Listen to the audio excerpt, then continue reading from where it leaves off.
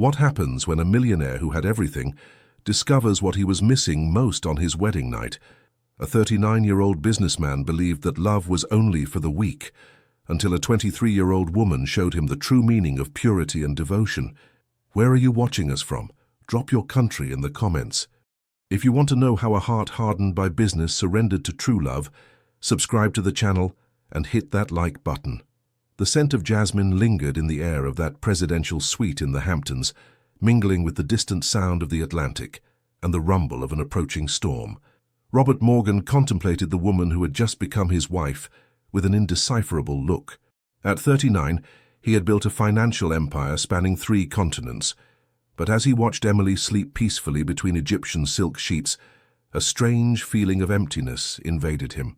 Sometimes, the highest walls are those we build within ourselves, he thought, as he poured himself a whiskey and approached the window. Raindrops began to hit the glass, forming winding paths that reminded him of the decisions that had led him here. A lightning flash momentarily illuminated the room, revealing the serene face of Emily Wilson, 23, daughter of vintners from Napa Valley. Her skin, lightly tanned by the vineyard sun, contrasted with the immaculate whiteness of the sheets.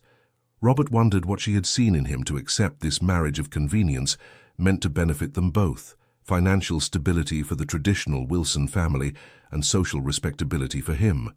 "Can't sleep." Emily's soft, melodious voice surprised him. Robert turned slowly. Their eyes met through the semi-darkness. "Storms have always kept me awake," he replied in a voice that tried to hide his vulnerability. "It's a childhood habit I never managed to overcome." Emily sat up, covering herself with the sheet. The movement released a new wave of that jasmine perfume that was beginning to engrave itself in Robert's memory. "My grandmother used to say storms are messengers," she commented, brushing a strand of black hair from her face. "They bring change and cleanse the past." Robert offered an enigmatic smile. If only she knew how much past he needed to cleanse.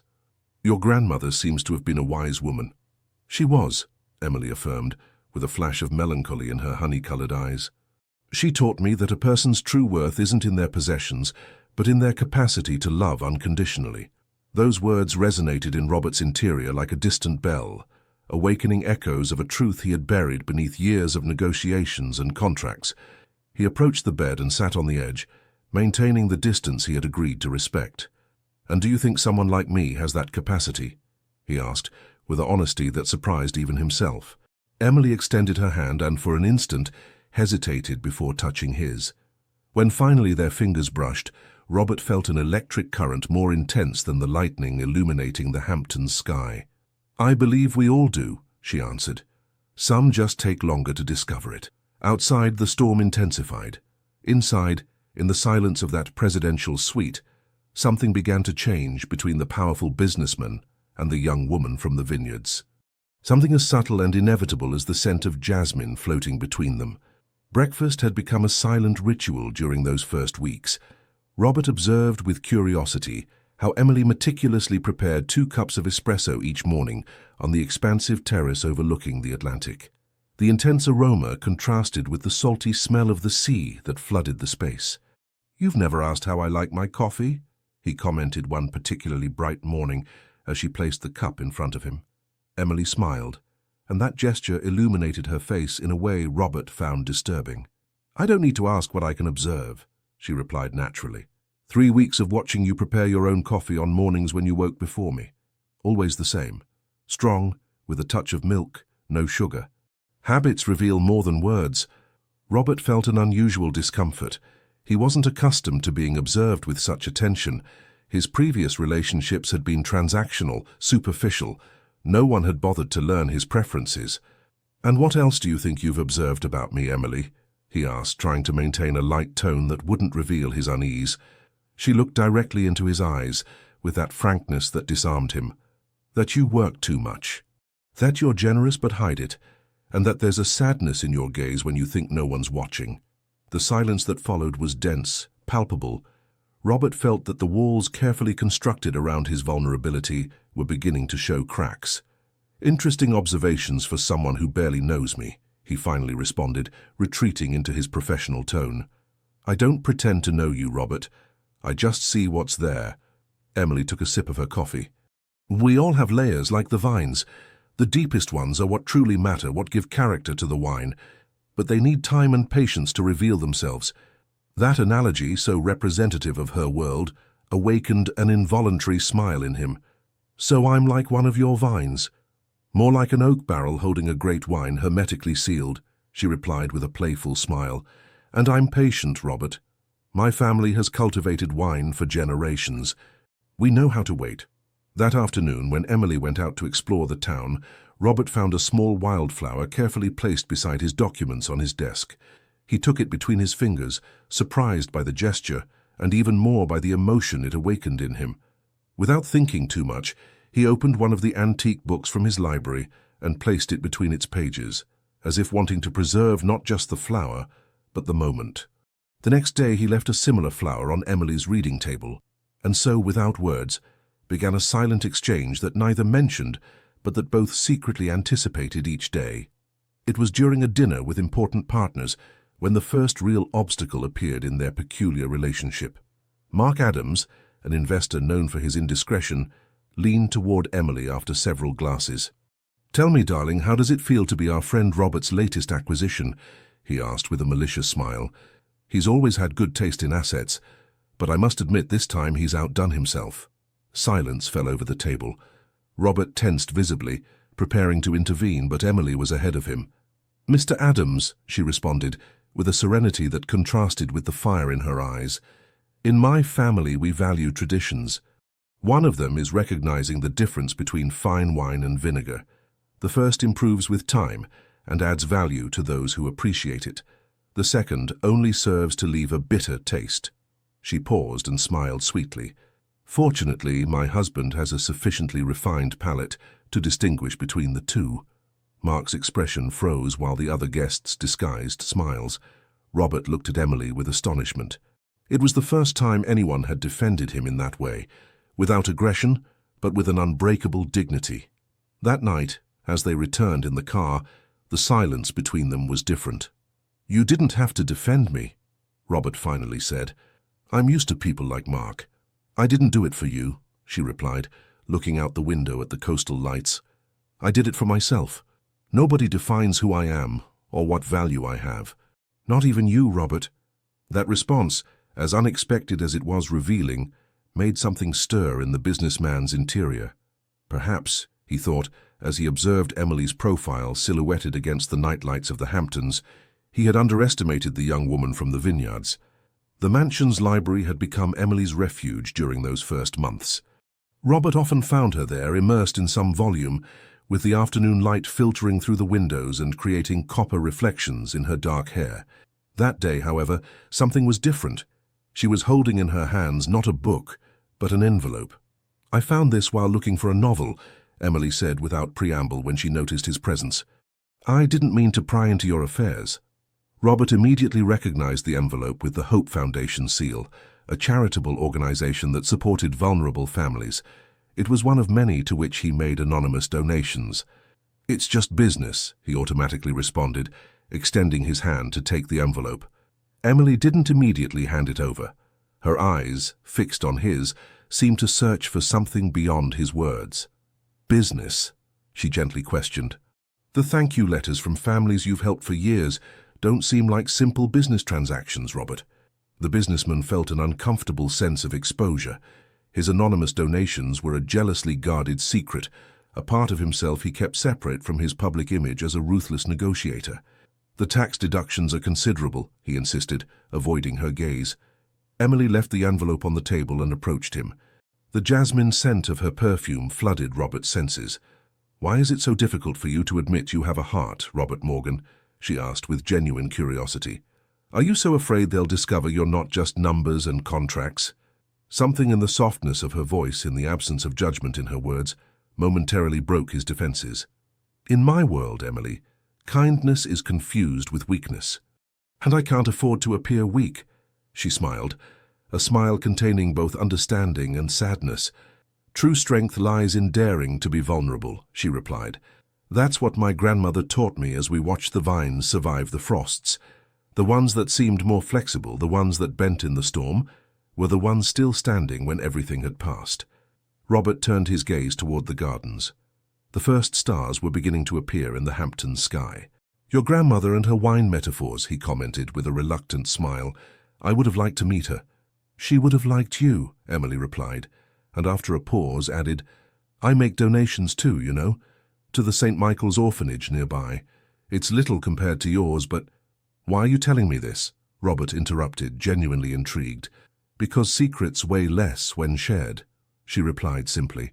That night, while Emily slept, Robert found among her things the receipts for her donations to the orphanage. Indeed, she gave almost half of the monthly allowance he provided her. The revelation left him thoughtful. What other surprises did this woman hide with whom he had agreed to a marriage of convenience? The answer came unexpectedly a week later, when, leaving a meeting early, he decided to visit the small chapel near his office, a place where he occasionally sought a few minutes of peace. Upon entering, he immediately saw her. Emily was sitting in one of the back pews, her head slightly bowed and her eyes closed. The light filtering through the stained glass created a multicolored halo around her. Robert paused, unsure whether to approach or discreetly withdraw. Before he could decide, Emily opened her eyes and saw him. The surprise on her face quickly gave way to a smile. "So this is your secret," she said, when he finally approached. "The powerful Robert Morgan seeks solace in the same place as a simple vineyard girl." There was no mockery in her voice, only a warm complicity that disarmed him. "I've been coming here since I established myself in the Hamptons," he confessed, sitting beside her. "There's something in the silence of these walls that—" He trailed off, unsure how to express something so personal. "That calms the inner storms," she completed. "I know. I feel the same." They looked at each other in silence, and for the first time since their wedding, Robert felt he was truly seeing Emily, not as the young wife acquired through a convenient arrangement, but as a soul that surprisingly resonated with his own. "Do you pray for anything in particular?" he asked, surprising himself with his genuine interest in her answer. Emily contemplated the altar for a moment before responding. "For peace for my parents, who are still worried about this marriage." She looked directly at him. "And for you, Robert." "For me?" The confession left him momentarily speechless. "Why would you do that?" "Because I saw in your eyes the same sadness I recognized in the mirror," she replied, with a disarming honesty. "And because, against all odds, I care about you." Robert felt something stir within him, as if an invisible wall were beginning to crack. "Emily, he began, but the words refused to come. She placed her hand gently over his. "You don't need to say anything. Time speaks for us, remember. Like with good wine." In that moment, under the polychromatic light of the chapel, Robert understood that what had begun as a convenience agreement was transforming into something he hadn't anticipated, and for the first time in many years, the idea of change didn't terrify him. The call came at 3 in the morning. Robert, who slept lightly as was his custom, answered before the second ring, moving carefully not to wake Emily, whose measured breathing created a calming rhythm in the darkness. "Morgan," he answered quietly, moving toward the balcony. The voice of Daniel Sanderson, his financial director, sounded tense on the other end of the line. "We have a problem with the Asian merger, Robert. Confidential information has been leaked. Stocks are plummeting in the eastern markets." The news hit him like a physical blow. The merger with the Tanaka conglomerate represented the definitive expansion of Morgan Corporation in the Asian market, an operation into which he had invested 2 years of meticulous preparation. "How much have we lost?" he asked, while his mind already calculated scenarios and strategies. "Almost 300 million since the Tokyo Stock Exchange opened." "And it's still falling." Robert closed his eyes for a moment, absorbing the impact. "Convene the crisis team. I'll be at the office in 30 minutes. When he ended the call and turned toward the room, he was startled to find Emily standing by the bed, a silk robe enveloping her figure. "Problems?" she asked, with a genuine concern that surprised him. "Nothing I can't resolve," he automatically responded, while looking for his clothes. "Business matters." Emily observed him in silence as he dressed hurriedly. "I'll prepare some coffee," she finally said, heading for the door. "It's not necessary, Emily. Go back to sleep." She stopped and looked at him with a mixture of determination and tenderness. "Robert, I may not understand corporate mergers, but I know how to recognize when someone is facing a storm. And no one should do it on an empty stomach and without caffeine. 20 minutes later, as Robert finished getting ready, he found Emily waiting for him in the kitchen with a thermos of coffee and a small package. "Espresso as you like it," she explained, handing him the thermos. "And something to eat. Difficult days require energy."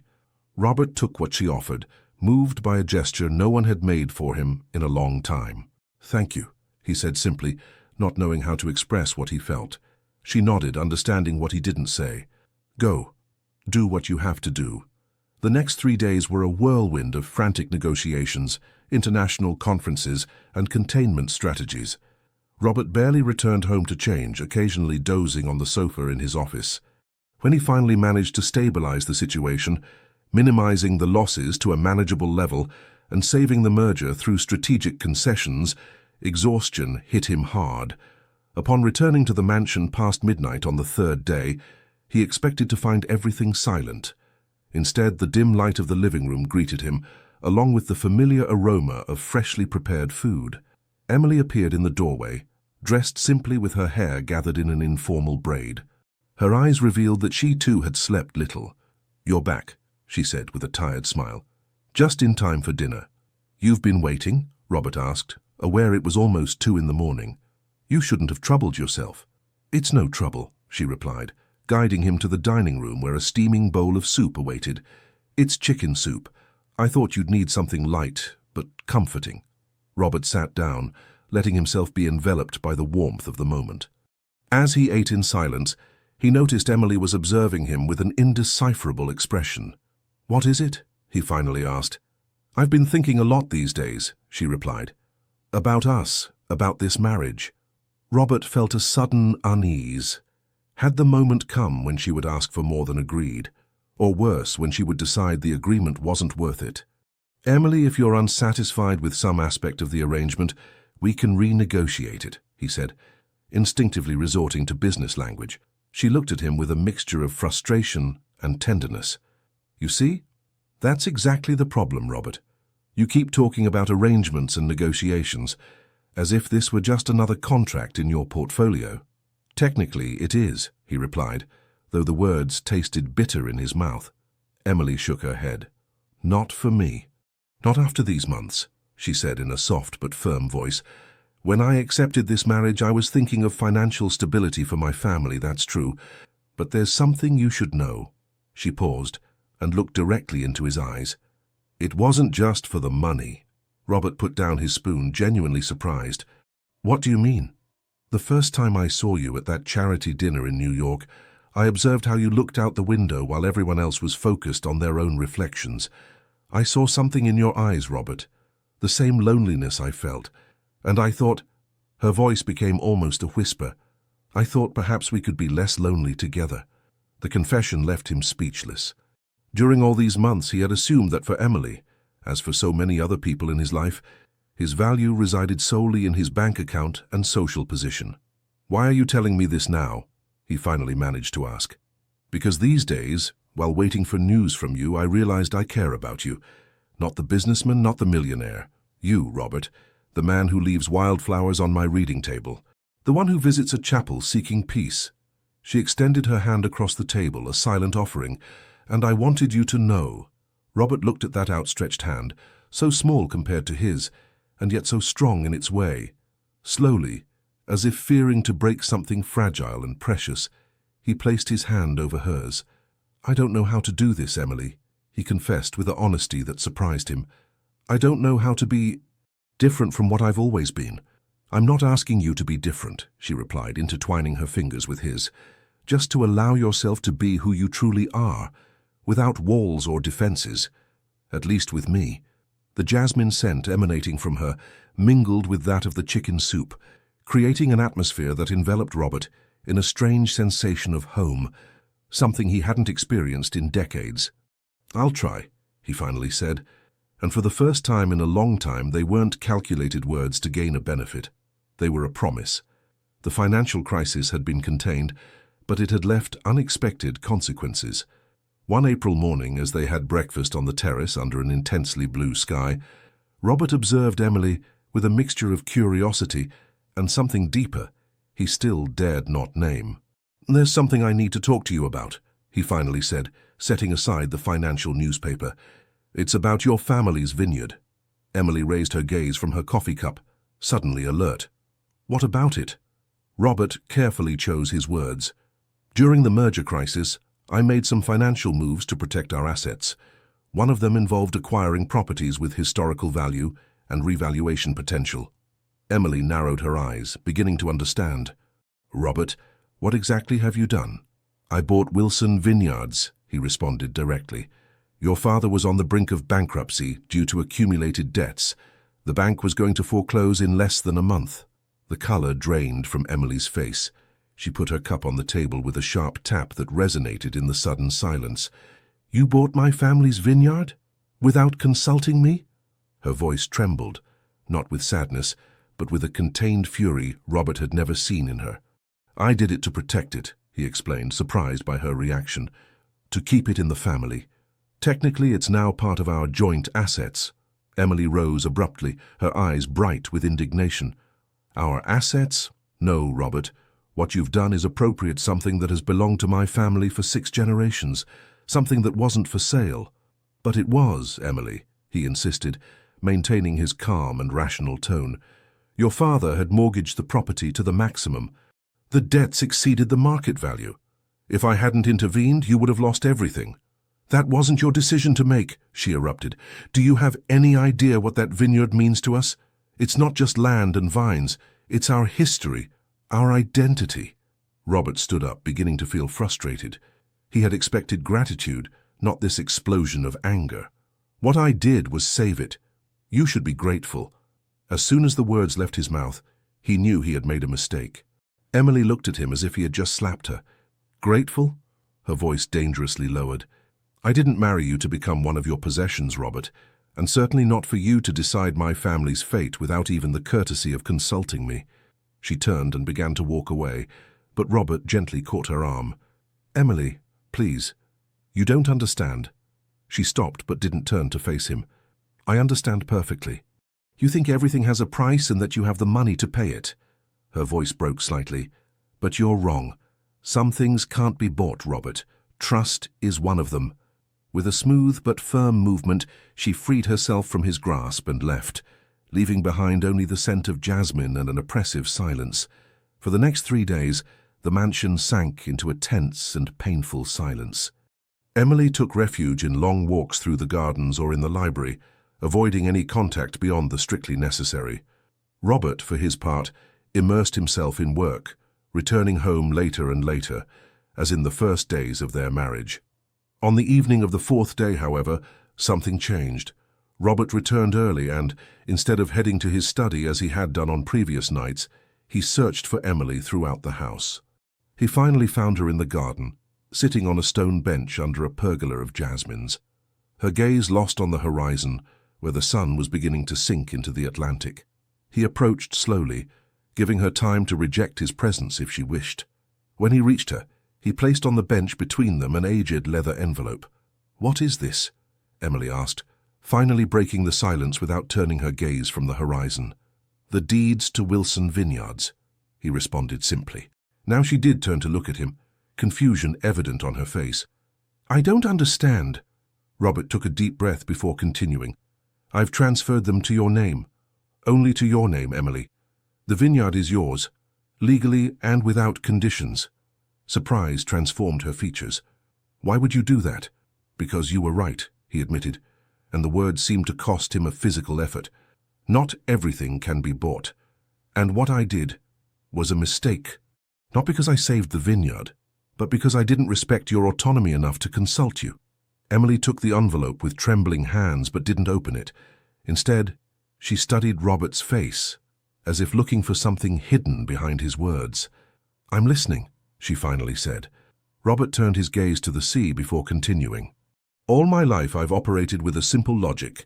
Identify a problem, calculate the cost of solving it, and apply the necessary resources."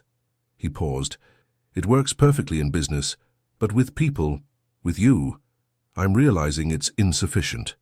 "And what makes you think that now?" she asked with genuine curiosity. Robert looked at her directly, with a vulnerability he rarely allowed himself to show.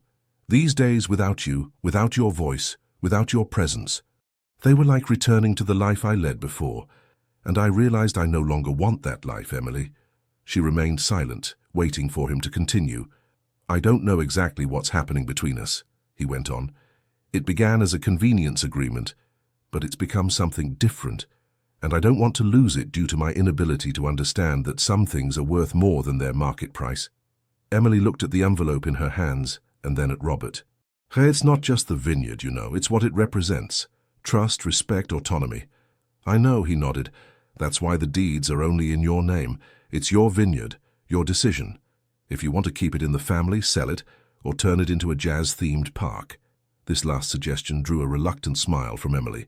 It's entirely your choice. I won't interfere. Emily finally opened the envelope and examined the documents. Everything was in order, just as he had said.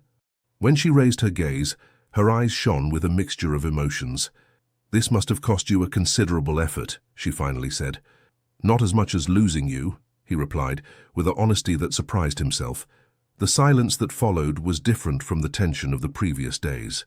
It was a silence full of possibilities, of unspoken words that floated between them, like the jasmine petals occasionally falling from the pergola. I need time, Robert, Emily finally said, to process all this, to decide how to move forward. He nodded, respecting her request. As much as you need. He rose to leave, but before walking away, Emily stopped him with a question. Why did you really buy the vineyard? The truth, Robert. He paused, his back to her, and for a moment Emily thought he wouldn't answer. Because it's part of you, he finally said, his voice barely audible. And I wanted to protect everything that matters to you. As he walked toward the house, the scent of jasmine seemed to intensify in the night air, and in Emily's heart, something began to change irrevocably. The reconciliation after the vineyard conflict was gradual, like a river thawing in spring. Emily and Robert found a new equilibrium, deeper and more authentic than before. But fate had prepared a revelation that would once again change the dynamic between them. It all began with an unexpected call on a Tuesday afternoon. Emily was in the greenhouse she had set up in a corner of the garden, where she cultivated aromatic herbs and some flowers.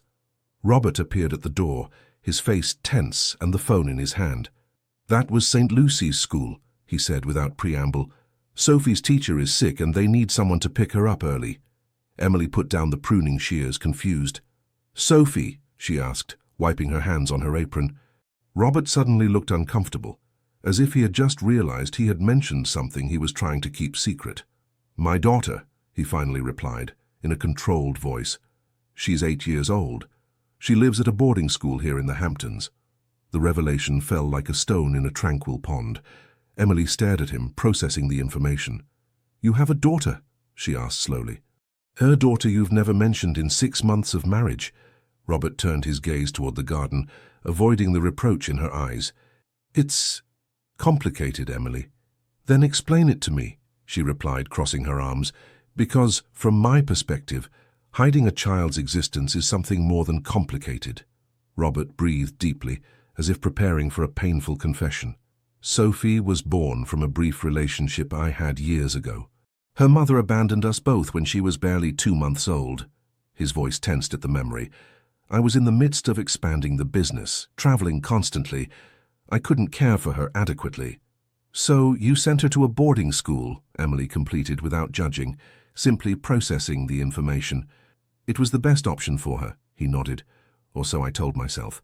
I visit her regularly, ensure she has everything she needs, but you've never really been her father, Emily finished, with a gentleness that contrasted with the harshness of the words. Robert looked at her, surprised by her insight.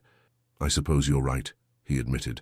I kept my emotional distance, convincing myself it was best for her. And why hide it from me? Emily asked. Did you think I wouldn't understand? That I would judge you? It's not that, he replied, running a hand through his hair in a gesture of frustration. Sophie is special. He paused, as if searching for the right words. She was born profoundly deaf. She uses sign language to communicate. Emily looked at him with renewed understanding. And you don't speak it, she guessed. Robert nodded, shame evident on his face. I've tried to learn, but—" He interrupted himself, aware how weak the excuse sounded. "The truth is I felt overwhelmed, incompetent, so I hired skilled people to communicate with her and kept myself at a distance." Emily processed all this information in silence. Finally, she made a decision. "Let's go," she said, removing her apron. "We can't leave Sophie waiting." Robert looked at her with surprise. "You want to come with me?" "Of course," she replied naturally. "She's your daughter. She's now part of my life too." St.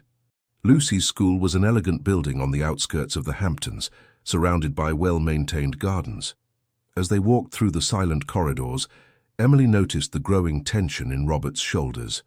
"Are you okay?" she asked quietly. "I don't know how to introduce you," he confessed. "I don't know how to explain to her that I got married without even mentioning it to her." Emily gently squeezed his hand. "The truth, Robert. It's always a good start." The director greeted them with a professional smile.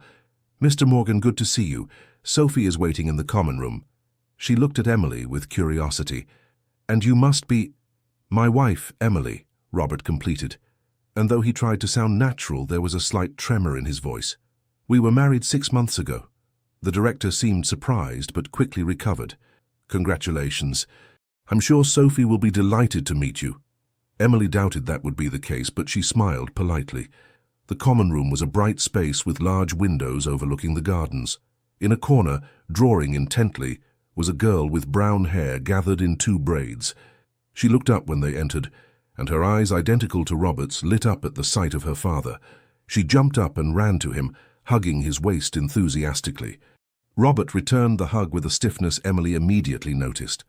Sophie pulled away and began to move her hands rapidly, her expressive face changing with each gesture. Robert looked at Emily helplessly. "She's asking who you are," he explained, uncomfortable. Usually her tutor translates, but she's not here today. To the surprise of both, Emily smiled at the girl and began to move her own hands, forming signs with a fluency that left Robert astonished. Sophie opened her eyes in amazement and responded enthusiastically. A silent conversation developed between them, full of smiles and animated expressions. Finally, Emily turned to Robert. "She says she's happy to meet me and that you have good taste," she translated with a smile. "She also says she likes my hair and wants to know if she can touch it."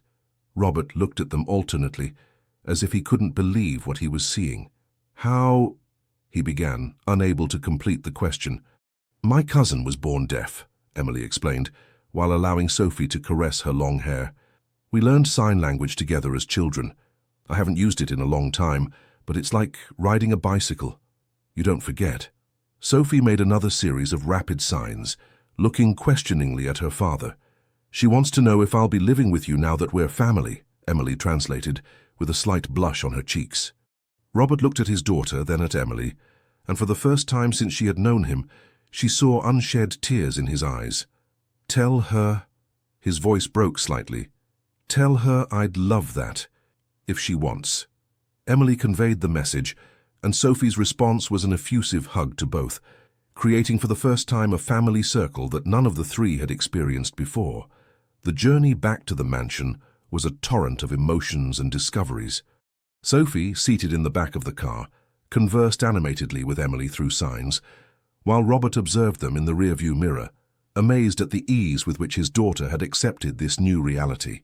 When the girl finally fell asleep, exhausted by the excitement of the day, Emily turned to Robert. "She's wonderful," she said quietly. "Intelligent, sensitive, observant. She's a lot like you." Robert gripped the steering wheel, visibly affected. "I've been a coward, Emily," he confessed in a hoarse voice. "I distanced myself because I didn't know how to be her father, because I was terrified of failing her." Emily placed her hand over his. "It's never too late, Robert. She adores you. Her face lights up when she looks at you."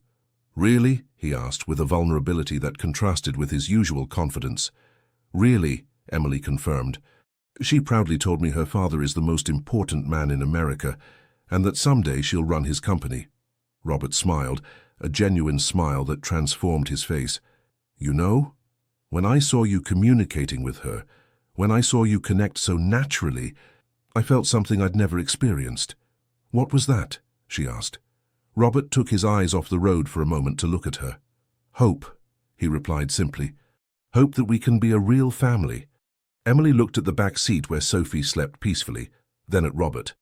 The jasmine scent of her perfume now mingled with the smell of crayons and Sophie's children's shampoo, creating a new fragrance that seemed to symbolize the change in their lives. "We already are, Robert," she said softly. "We already are." The days following Sophie's discovery brought a complete transformation to the Hamptons mansion. Emily had insisted that the girl stay with them, at least for the weekend, to begin building a real family relationship. Robert, though nervous, had agreed. The room they had chosen for Sophie had views of the Atlantic and was painted in soft shades of blue. Emily had personally taken charge of decorating it with small details: a collection of seashells on the windowsill, illustrated books on the shelves, and a small easel with painting materials after discovering Sophie's passion for art. It was Saturday morning when Robert, unusually free from work commitments, found himself standing at the kitchen threshold, observing a scene he never would have imagined. Emily and Sophie were making cookies together, with flour sprinkled on their faces, and silent laughter shared through gestures and glances. What impacted him most was the naturalness with which they communicated, as if they had been doing it their whole lives. Sophie was the first to notice him, her eyes, so similar to his, lit up at the sight of him. She raised her flour-covered hands and began to sign enthusiastically. Emily smiled, shaking the flour from her apron.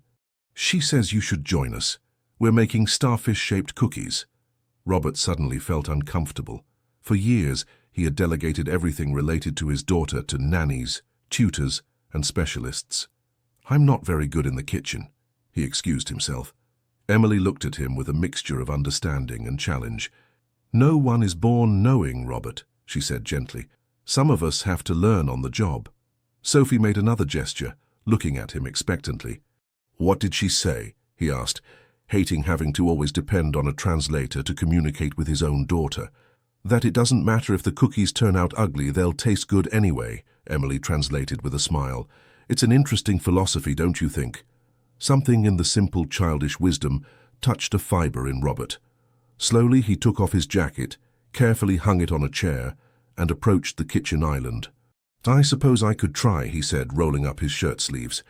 Sophie's smile was like a sunrise. For the next hour, Robert Morgan, the ruthless negotiator who made multinational CEOs tremble, learned to knead cookies under the patient direction of his 8-year-old daughter.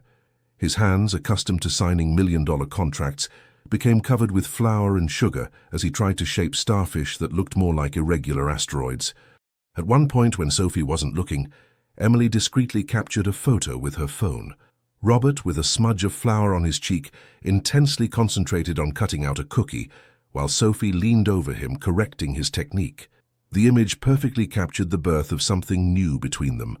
Later, while the cookies baked, Sophie dragged her father to the living room and pulled out a thick book from her backpack. It was an illustrated dictionary of sign language. She sat expectantly next to him on the sofa and opened the book to the first page. Robert looked at Emily, who was observing them from the doorway. "I think she wants to teach you," she said softly. "She wants you to learn to talk with her." Robert looked at his daughter, whose face reflected a hope so pure that he felt a lump in his throat. How many times had this child wished her father would learn to communicate in her language? How many times had he postponed this moment, convincing himself it was too complicated, too difficult to fit into his schedule? "Tell her I'd love to learn," he replied in a husky voice. Emily translated, and Sophie's reaction was immediate. A hug so spontaneous and genuine that Robert was momentarily paralyzed before awkwardly returning it. The lesson began with simple words.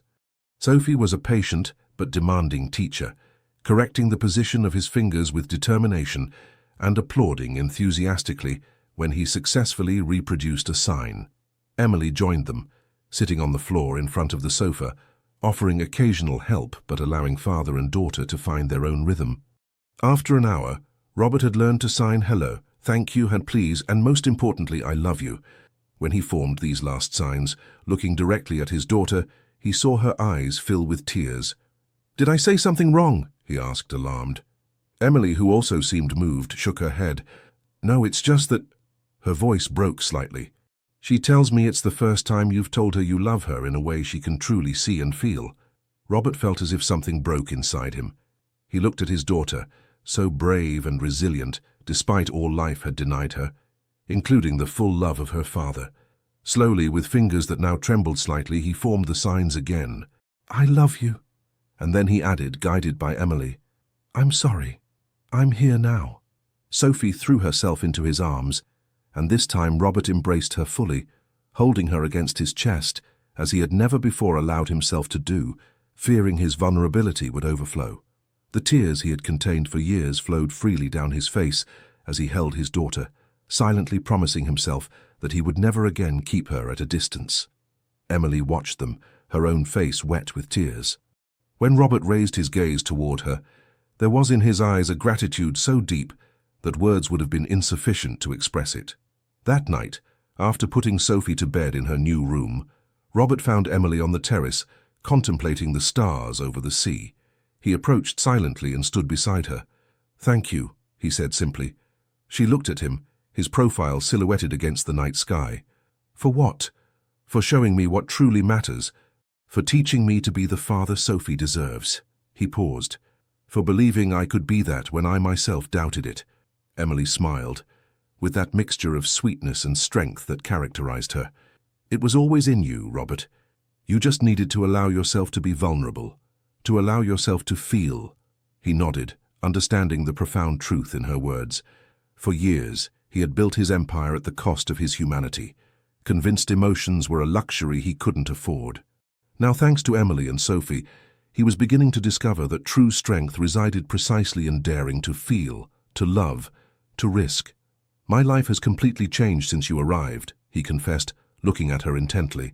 "You, and now Sophie, have brought color to a world I believed destined to remain in black and white." Emily approached him, and with infinite tenderness, wiped away a trace of flour he still had on his cheek. "You know what Sophie told me while we were making cookies?" she asked softly. "That she had never seen her father smile as much as today, and that she liked you much better this way." Robert took Emily's hand before she could withdraw it from his face. With delicacy, he intertwined his fingers with hers. "I think I'm falling in love with you," he said with a disarming honesty, "and it terrifies me because I've never felt anything like this, because I don't know how to handle something I can't control." Emily looked at him in silence for a long moment, the jasmine scent of her perfume mingling with the sea breeze. "Sometimes, Robert, the best things in life are precisely those we cannot control," she finally replied. "Like love, like the family we're building." Under the starry Hampton sky, while the sound of waves accompanied the moment, Robert slowly leaned in and kissed Emily for the first time. It wasn't the calculated kiss of a man accustomed to getting what he wants, but the vulnerable gesture of someone who finally allowed himself to love and be loved without conditions. And in that instant, while the scent of jasmine enveloped them, both knew that what had begun as a convenience agreement had transformed into the most authentic journey of their lives. Spring advanced on the coast, bringing longer days and an increasingly intense sun. The change in the Morgan mansion was palpable. Sophie's laughter filled the hallways on weekends. Robert learned sign language with a dedication that surprised even his closest collaborators, and Emily flourished, transforming that imposing but cold house into a true home. It was in mid-May when Emily began to feel strange. First came small dizzy spells she attributed to the heat. Then an unusual fatigue that forced her to rest in the middle of the day, something completely foreign to her energetic nature. Finally, one morning, while the aroma of the coffee she was preparing for Robert provoked a sudden nausea, the suspicion crystallized in her mind. She waited 3 more days, observing the signals from her body with a mixture of fear and hope. When she finally bought a pregnancy test at a pharmacy far from the center of the Hamptons, rumors flew in circles like theirs. Her hands trembled so much she could barely open the package. The 2 minutes of waiting were eternal. When the result finally appeared, an involuntary sob escaped from her throat. Positive. She was pregnant with Robert's child. The news left her momentarily paralyzed. Her marriage had begun as an agreement, had evolved toward genuine affection, and in recent weeks had transformed into something she dared not name but felt with every fiber of her being. But were they ready for a child? was Robert, who was just beginning to build a real relationship with Sophie. Emily kept the test in her toiletries bag and decided to wait for the right moment to share the news. That moment came sooner than expected. That night, during dinner, Robert observed her with curiosity. "You've been very quiet today," he commented, serving her a little more water. "Are you feeling well?"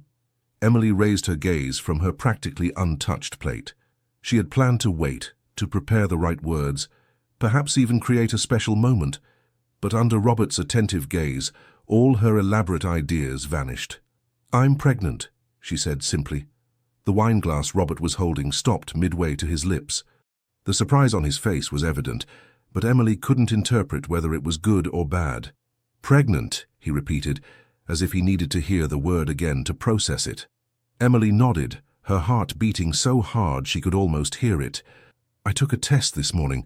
I'm almost certain it happened during our reconciliation after the vineyard episode." Robert carefully placed the glass on the table, almost ceremoniously. His expression had become indecipherable, a mask Emily hadn't seen since the first days of their marriage. "I see," he finally said. The silence that followed was dense, oppressive. Emily felt she couldn't breathe. "Robert, I understand this wasn't in our original plans. If you need time to assimilate—" "Time," he repeated, as if the word had a special meaning. "Yes, I suppose that's what I need." He rose abruptly from the table, leaving his dinner half-finished. "I need to review some documents in the study, excuse me." And without further explanation, he left the dining room, leaving Emily alone with her untouched plate and a lump in her throat. For the next 3 days, Robert behaved like a ghost in his own house. He rose before dawn and returned late, avoiding any moment of intimacy that might lead to a conversation about the pregnancy. When they were together, he was courteous but distant, as if they had regressed to the early days of their marriage. Emily tried to understand his reaction. Perhaps the memory of Sophie's mother's abandonment had awakened old fears. Perhaps the idea of a new fatherhood overwhelmed him when he was just beginning to exercise the first one properly. But the absence of communication deeply hurt her. On the morning of the 4th day, Emily found him on the terrace contemplating the sunrise over the Atlantic. Determined to break the silence, she approached and stood beside him. "We need to talk, Robert." He nodded without looking at her. "I know. Your silence is killing me," she continued, her voice slightly trembling.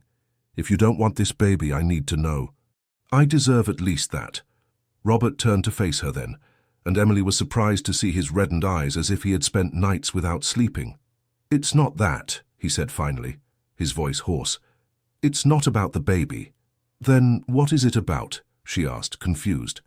Robert ran a hand through his hair, a gesture Emily had learned to recognize as a sign of his vulnerability. "It's about me," he confessed.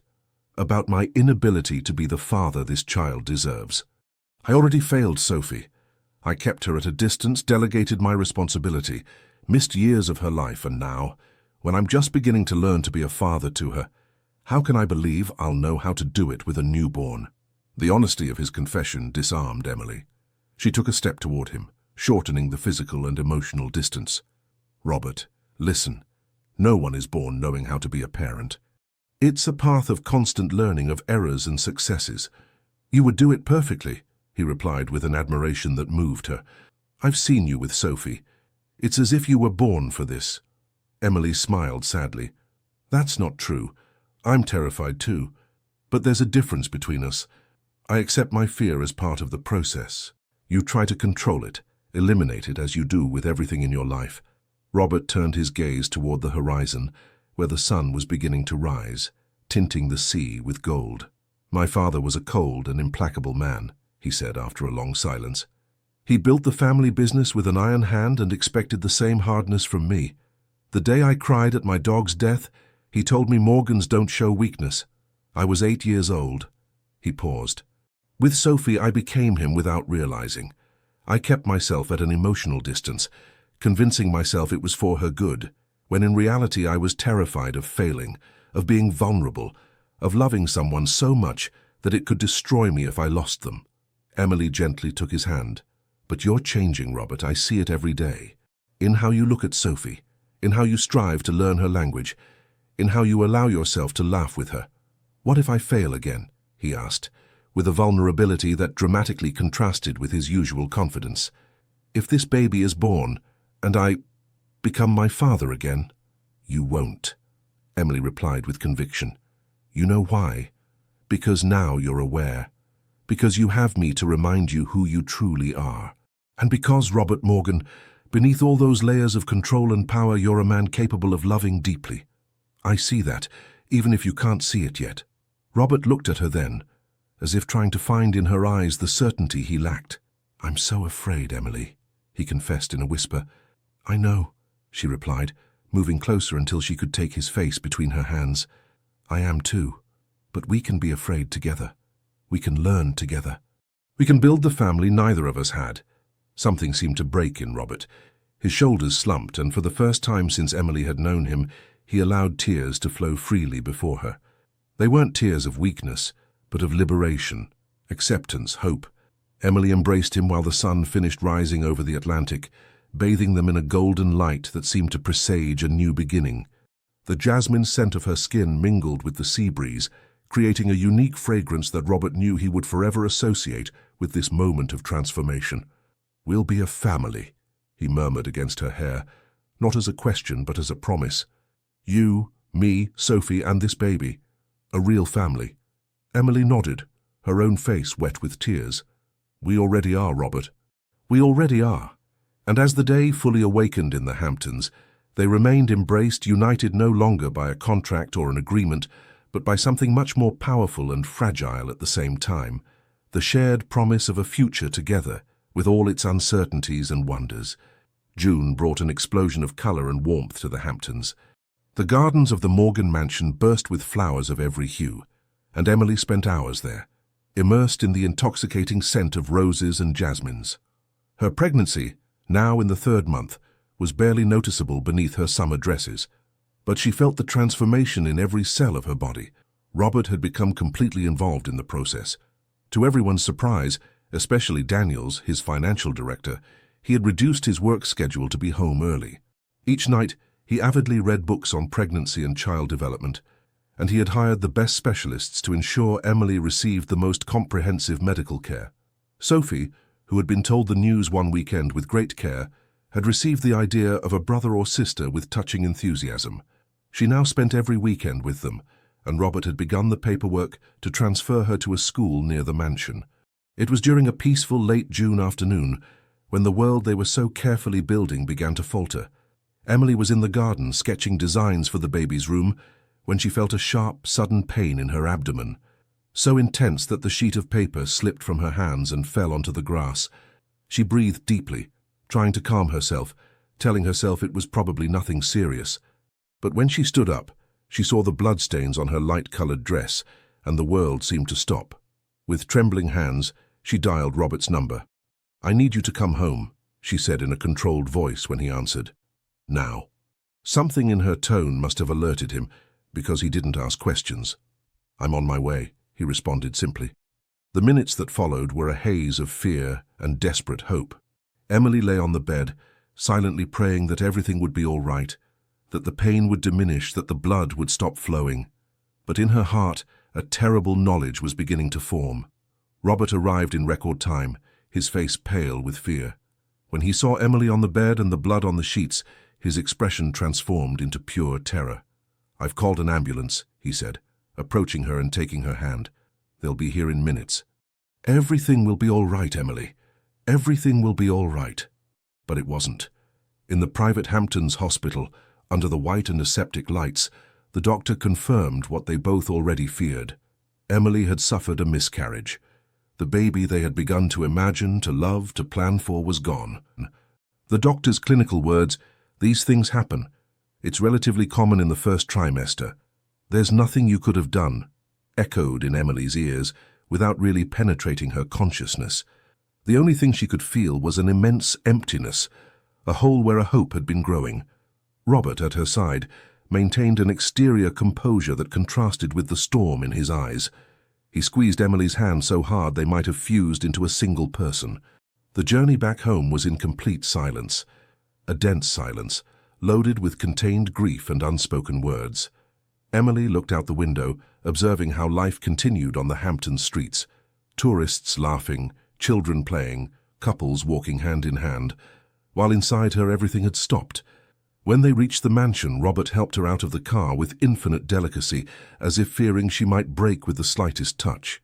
He accompanied her to the bedroom and helped her lie down. "Do you need anything?" he asked in a voice that tried to seem serene but betrayed his own pain.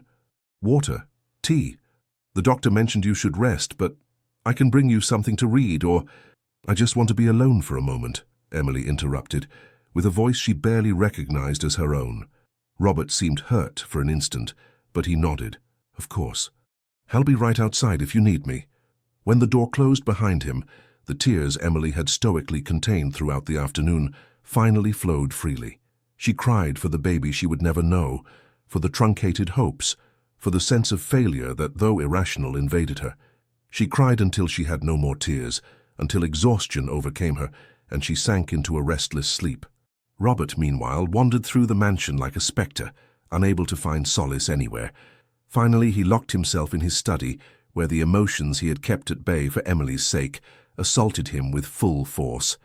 The pain was physical, like a fist closing around his heart. He remembered how, after the initial surprise, he had allowed himself to dream of this baby. He imagined holding his son or daughter in his arms, teaching them the world, being the father he had never been for Sophie. Now those dreams had evaporated, leaving only ashes. With a gesture of rage, he swept his arm across his desk, clearing all the objects. The crash of breaking glass and metals hitting the floor was the first external manifestation of his grief. He collapsed into his chair, burying his face in his hands. And then, for the first time since he was a child, Robert Morgan openly sobbed, with no witnesses but the oak walls of his study. Night fell over the mansion, enveloping in shadows its two inhabitants, each trapped in their own circle of pain. Emily awoke briefly, disoriented, and discovered she was alone in the wide bed. For a moment, she felt a pang of abandonment, but then remembered it was she who had asked for solitude. She rose slowly, feeling each muscle protest from the accumulated tension. Wrapped in a robe, she left the room in search of Robert. She found him on the terrace, contemplating the nocturnal sea with a lost expression.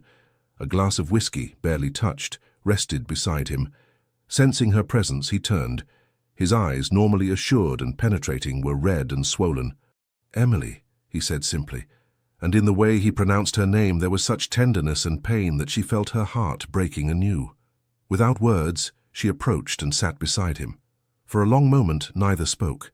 There was only the sound of waves breaking against the distant beach and their breathing, trying to synchronize amid the chaos. "I'm sorry," Emily finally said, her voice barely a whisper.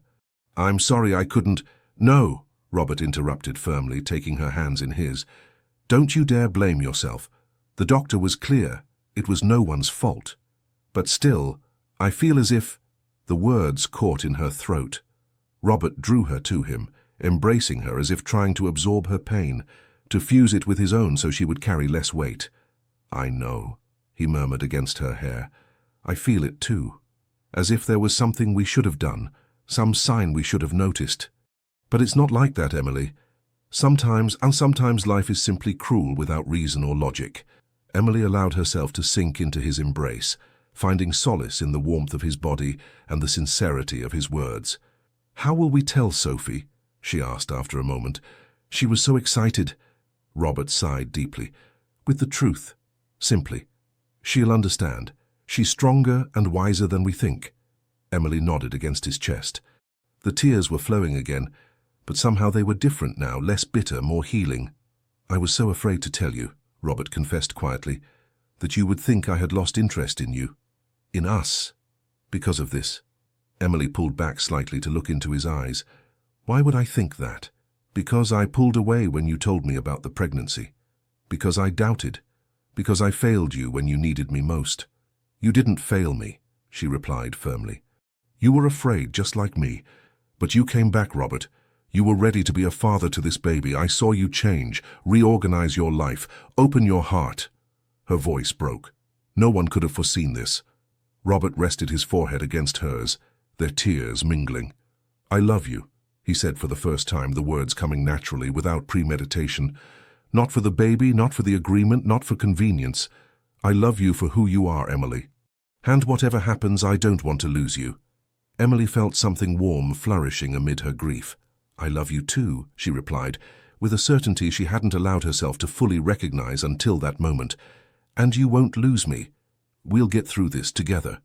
They remained like that, embraced under the starry Hampton sky, sharing their pain and their love, finding in each other's presence an anchor amid the storm. The jasmine scent that always accompanied Emily mingled with the sea breeze, creating a fragrance that, Robert thought, was like their relationship, complex, unexpected, and despite everything, deeply comforting. They didn't know what the future held for them, if there would be other pregnancies, other babies, other joys and sorrows. But that night, in the communion of their shared grief, they understood they had forged a bond stronger than any contract, more lasting than any convenience agreement. A bond that, like the jasmine that perfumed the air, had blossomed in the most unexpected moment and place, but was now as essential to them as the air they breathed.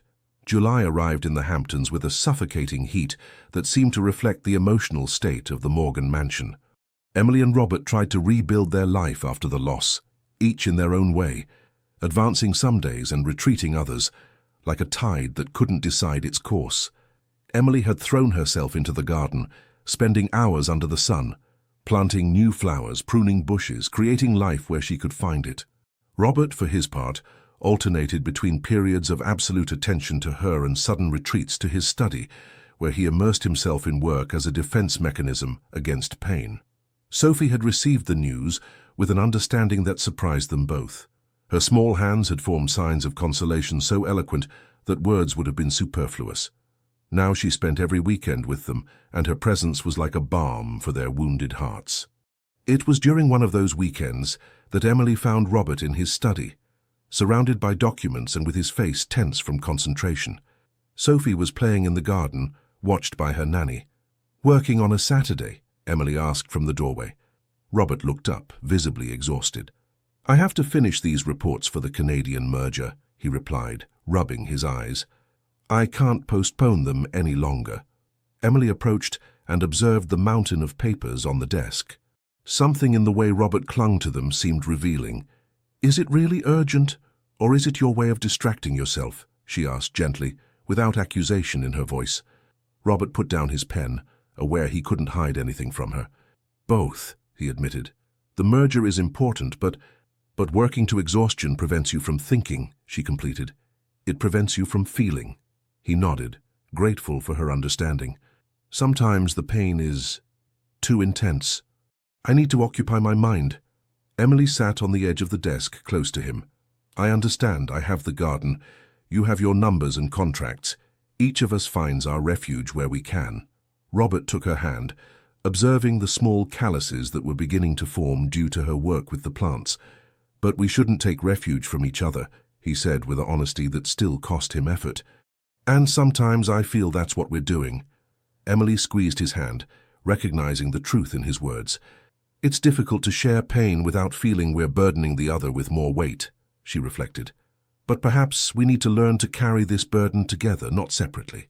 Robert nodded and was about to respond when the phone rang. He frowned at the number. "It's Sophie's school. How strange, being a weekend." The call was brief but transformative. When he hung up, his face had paled. "Sophie's mother has appeared," he said in a voice Emily barely recognized. "After 8 years, Lucy has returned and wants to see her daughter." The announcement fell between them like a time bomb. Emily straightened, processing the information. "What exactly does she want?" "I don't know for certain," Robert replied, running a hand through his hair in a gesture of anxiety. "She showed up at the school, asking about Sophie. Fortunately, the director recognized her from old photos and called me before allowing any contact." "Does she have legal rights over her?" Emily asked, going directly to the point that concerned her most. "She relinquished custody when she abandoned her. She signed the documents," he replied, but his tone wasn't entirely confident. "Though I suppose she could contest them, claim she was under pressure or something similar." Emily breathed deeply, trying to maintain calm for both of them. "What do you want to do?" Robert stood and began to pace the study, his mind working at full speed. "I can't prevent her from seeing Sophie if a judge determines it, but I can control the circumstances. I'm going to call our lawyer and arrange a meeting with Lucy. I need to understand what she intends before allowing any contact with our daughter." The hour didn't go unnoticed by Emily. Despite the gravity of the moment, she felt a wave of gratitude for how naturally Robert included her in Sophie's life. "I want to be present at that meeting," she said firmly. "If it affects Sophie, it affects me too." Robert stopped and looked at her with a mixture of surprise and admiration. "Are you sure? It could be uncomfortable." "Completely sure. We're a family now, Robert. We face crises together."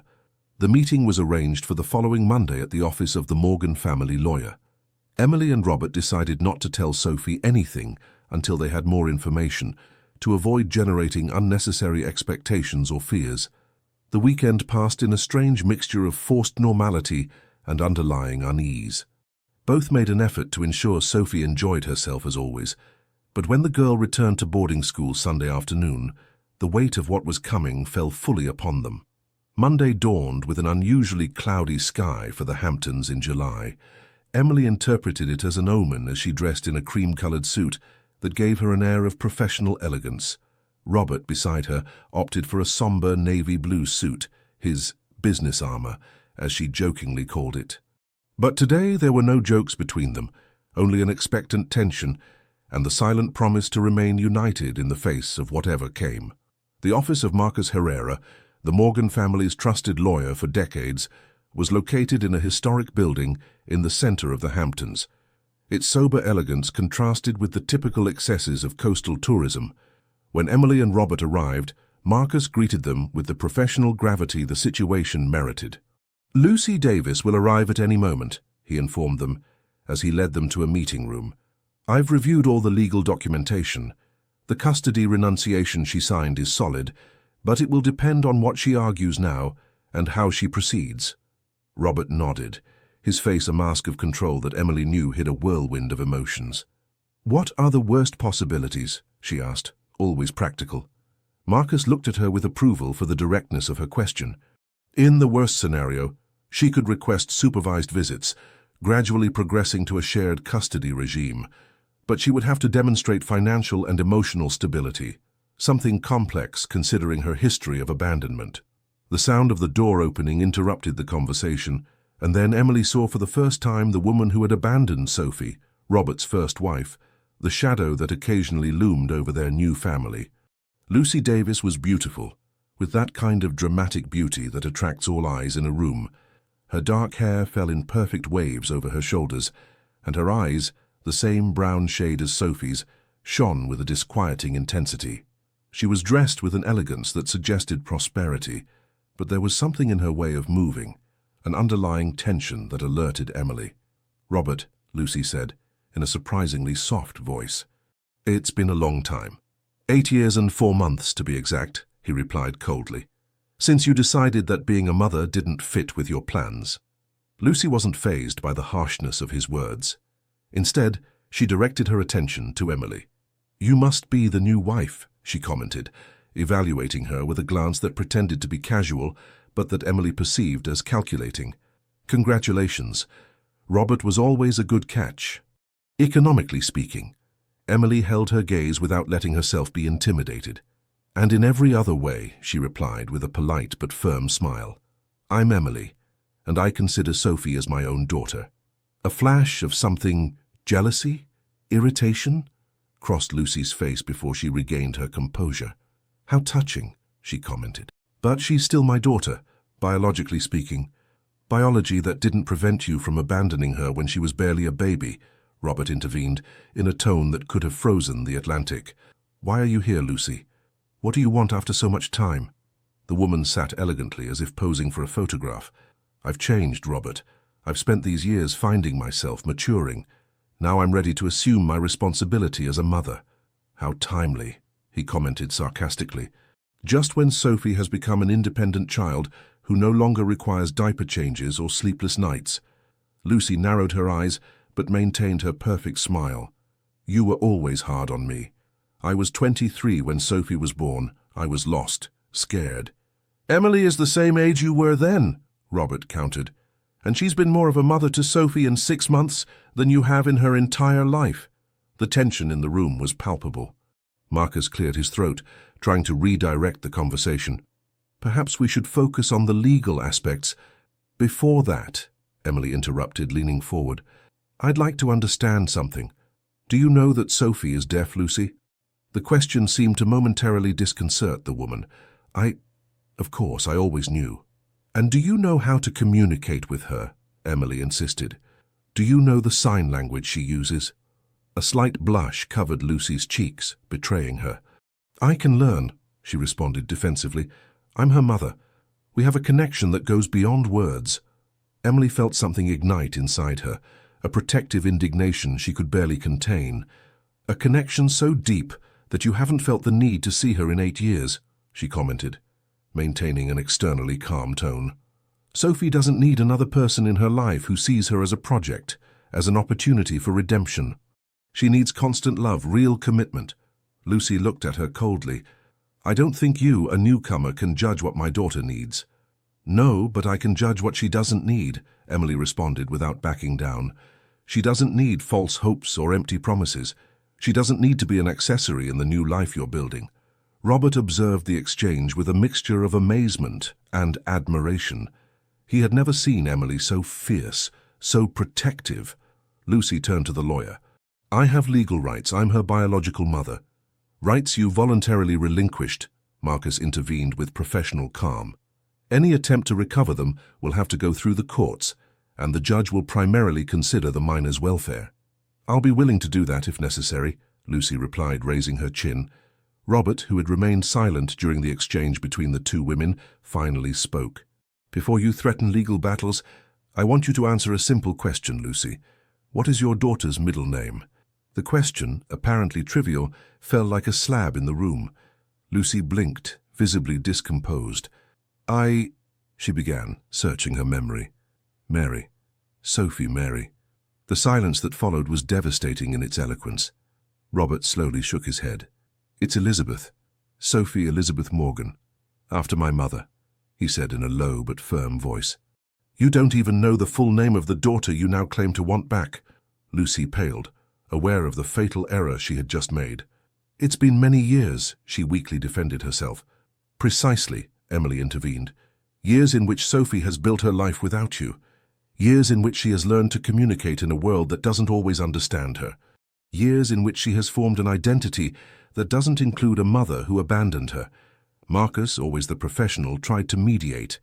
Perhaps we could consider a gradual approach. Supervised visits, well-spaced. No, Robert interrupted with determination. I won't subject Sophie to the confusion of reintroducing someone into her life who might disappear again at any moment. He looked directly at Lucy. If you've truly changed, if you genuinely want to be part of Sophie's life, then prove it. Learn her language, commit to the long term, earn that right. And in the meantime, Lucy asked, her voice slightly trembling for the first time. I can't even see her, Emily intervened, her voice softer now that she saw cracks in Lucy's facade. I propose something. Take 6 months. Learn sign language. Inform yourself about Sophie's specific needs. Demonstrate that you're committed to this for her, not for yourself. After that, we can talk about a first meeting, supervised and brief. Lucy looked at her for a long time, as if evaluating the sincerity of her offer. And if I refuse? If I insist on my rights now? Then we'll fight, Robert replied, with a calm that didn't hide his determination. With all the legal resources at our disposal. And believe me, they won't be few. The implicit threat hung in the air. Finally, Lucy seemed to slightly deflate. 6 months, she said, more to herself than to them. I suppose after 8 years, I can wait 6 more months. As they left the office an hour later, with a provisional agreement drafted by Marcus, Emily felt a strange mixture of victory and sadness. Victory for having protected Sophie from a potentially traumatic eruption, sadness for the girl who had never known the unconditional love of her biological mother. Robert walked in silence beside her, immersed in his thoughts. When they reached the car, he stopped and looked at her with an intensity that left her breathless. Thank you, he said simply. For what? She asked, genuinely confused. For defending our family tooth and nail. For seeing Sophie as yours without needing blood or papers. For being the mother she always should have had. Emily felt her eyes fill with tears. "I love her, Robert, as if she had been born from me, and I'll do whatever necessary to protect her." He nodded with the emotion contained in his eyes. "I know. And that's just one of the infinite reasons why I love you." As they returned home under the sky that was beginning to clear, Emily thought about the strange way life had united them, a marriage of convenience that had transformed into the family both secretly yearned for. And though the path continued to present obstacles, she now knew with certainty that together they could overcome them. The jasmine scent that always accompanied her mingled with the smell of the sea, creating a fragrance that Robert inevitably associated with home. Not with the mansion, not with the Hamptons, but with Emily and Sophie, the two women who had transformed his life when he least expected it. The August heat scorched the vineyards of Napa Valley. Emily contemplated the rows of vines from the terrace of the family home, a centuries-old construction of golden stone and reddish tiles. Robert, beside her, observed the landscape with new eyes, appreciating for the first time the austere beauty of that land that had forged his wife's character. They had decided to spend a week at the vineyard, now Emily's exclusive property, to supervise the upcoming harvest and, more importantly, for Sophie to know the roots of the woman who had become her second mother. "It's different from how I imagined it," Robert commented, as the setting sun tinged the fields with gold. "Better or worse?" Emily asked, leaning slightly against him. "More authentic," he replied after a moment of reflection. "There's an honesty in this landscape. It doesn't try to impress, it simply exists with all its strength." Emily smiled, moved by his perception. "My grandmother used to say that wine is like people. The best are those who don't try to be what they're not." Robert nodded, thoughtful. 4 weeks had passed since the encounter with Lucy, and although the woman seemed to be fulfilling her part of the agreement, she had enrolled in sign language classes and maintained respectful communication through the lawyers, her shadow still loomed over them. "What are you thinking about?" Emily asked, noticing his absorption. "About how to change. About how to be authentic when you've spent decades building a version of yourself that no longer represents who you are." Emily took his hand, intertwining her fingers with his. "It begins with small acts of courage, like coming here, to an environment you don't control. Like allowing yourself to enjoy moments without an agenda or objective." Robert smiled, recognizing the truth in her words. This trip to Napa Valley represented much more than a vacation. It was a step toward a new way of living, more connected with the essential and less obsessed with external success. The sound of children's laughter distracted them. In the lower garden, Sophie played with Emily's cousins, communicating in a mixture of universal gestures and basic signs that the children had learned with surprising speed. "She seems happy," Robert commented, observing his daughter. "She is," Emily confirmed. "Yesterday she told me she likes having a big family, that in New York she felt very alone." Robert felt a pang of guilt, remembering the years he had kept Sophie in that boarding school, convincing himself it was best for her, when in reality it was the most comfortable for him. "I was thinking," he began, hesitating for a moment, "perhaps we could stay longer. A few weeks, not months. Sophie could start the school year here, in the local school, and I could work remotely for a while." Emily looked at him with surprise. "Are you serious, Robert Morgan, contemplating remote work, away from his offices and board meetings?" He shrugged, with a slightly embarrassed smile. "It turns out there's life beyond conference rooms. Someone very wise has been telling me that for some time." Emily stood on tiptoe and kissed him softly. "I'd love that, and Sophie will love it. But are you sure you can adapt to rural life? Here the only mergers are those that occur in the winery." Robert laughed, a sound that had become much more frequent in recent months. "Surprisingly, I think I can survive without a daily crisis meeting." Dinner that night was an animated affair, with the entire Wilson family gathered around the large oak table in the main dining room.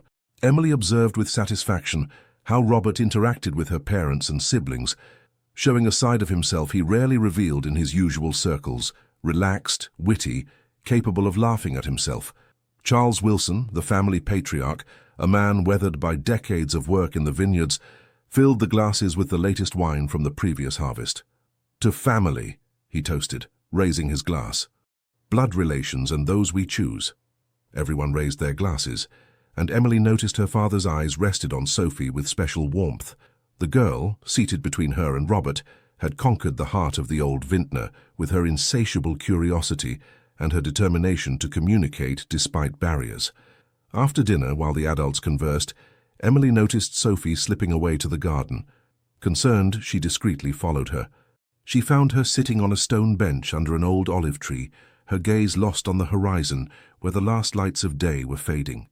Emily sat beside her and waited, respecting her silence. Finally, Sophie began to sign, her small hands moving with a contained emotion that moved Emily. "Can we stay here?" she asked. "I like this place. It feels like—" Her hands hesitated, searching for the right sign. "Like a home?" Emily suggested with her own hands. Sophie nodded vigorously and then added, "Do you think my other mother would like this place?" The question took Emily by surprise. It was the first time Sophie had mentioned Lucy since they had explained to her very delicately that her biological mother had contacted them and wanted to meet her. "I don't know, sweetheart," she replied honestly. "I don't know her well enough to know." Sophie meditated on this, her face showing a maturity improper for her 8 years. "I'm afraid," she finally confessed with her hands. "Of what, my love?" Emily asked, though she intuited the answer. "That if she comes back, everything will change. That we won't be a family anymore. That you—" Her hands stopped, unable to complete the thought. Emily took the small hands in hers and waited until Sophie looked directly at her. "Listen to me well," she signed firmly. "Nothing, absolutely nothing, will change what I feel for you.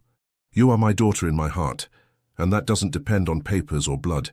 If your biological mother returns to your life, she'll be one more person to love you, not someone who replaces me." Sophie's eyes filled with tears, and Emily felt her own heart constrict. "Do you promise?" the girl asked. "With all my heart," Emily replied, forming with her hands the special sign they had created between them to express a sacred promise. Sophie threw herself into her arms, and Emily held her close, conveying with her embrace all the certainty and love that words, spoken or signed, couldn't fully contain. They hadn't realized that Robert was observing them from a distance, his heart full of emotion at the scene. Seeing Emily and Sophie together, united by a bond that transcended biology, gave him a security he had never before felt. Whatever path awaited them, whatever role Lucy decided to play in Sophie's life, the three of them had forged something unbreakable. A real family built on foundations of daily choice, of conscious love, not of obligations or conveniences. That night, while Emily slept beside him, Robert made a decision. He took out his phone and sent a message to Daniel, his financial director. "Prepare everything for a temporary transfer to Napa Valley. Minimum 3 months. I'm going to work from here." The response came almost immediately, revealing Daniel's surprise. "Are you sure? The Canadian merger is in a critical phase." Robert looked at Emily, whose serene face in the half-light reflected a peace he was just beginning to know. "Completely sure," he replied. "Some things are more important than any merger." He put away the phone and settled next to Emily, who unconsciously curled against him. The jasmine scent of her skin now mingled with the smell of earth and vineyards, creating a new fragrance that Robert would forever associate with this moment of clarity. For the first time in his adult life, Robert Morgan felt he was exactly where he should be, doing exactly what he should do. Not for strategy, not for image, not for others' expectations, but from a deep conviction born from his own transformed heart. And as sleep overcame him, a phrase Emily often repeated resonated in his mind. Sometimes the greatest act of courage is choosing happiness over duty. He had chosen, and he had never felt braver. The harvest in Napa Valley was a spectacle of colors, aromas, and traditions that Robert observed with growing fascination. During the 3 weeks they had been at the Wilson property, he had discovered a world completely foreign to his own, where value was measured in the quality of the grape and not in stock market fluctuations.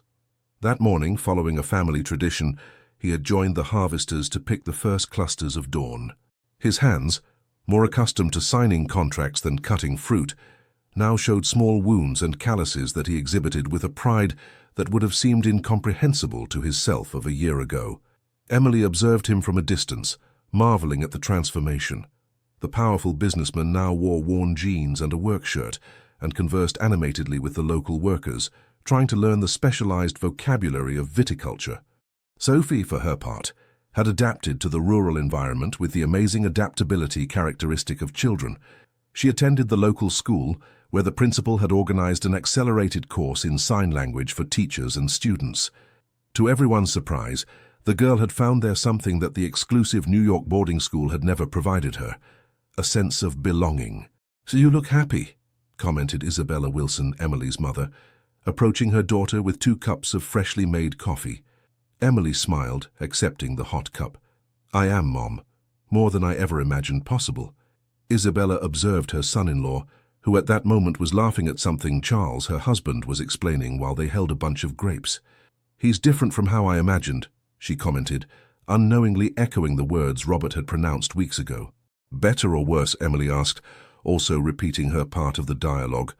"More human," Isabella replied after a pause. "When you told us you were going to marry Robert Morgan, we thought it was just for the money and security for the family. We didn't blame you, daughter. We understood the desperate situation of the vineyard. But it wasn't just for that," Emily completed, recalling her own revelation to Robert months ago. "I saw something in him, Mom. Something that he himself didn't see then." Isabella nodded, understanding. "And now he sees it too," she said, observing how Robert and Charles walked among the vines, immersed in a conversation about pruning techniques. "Your father is impressed. He says Robert asks questions that reveal a genuine interest, not simple courtesy." Emily smiled, feeling a wave of pride and tenderness.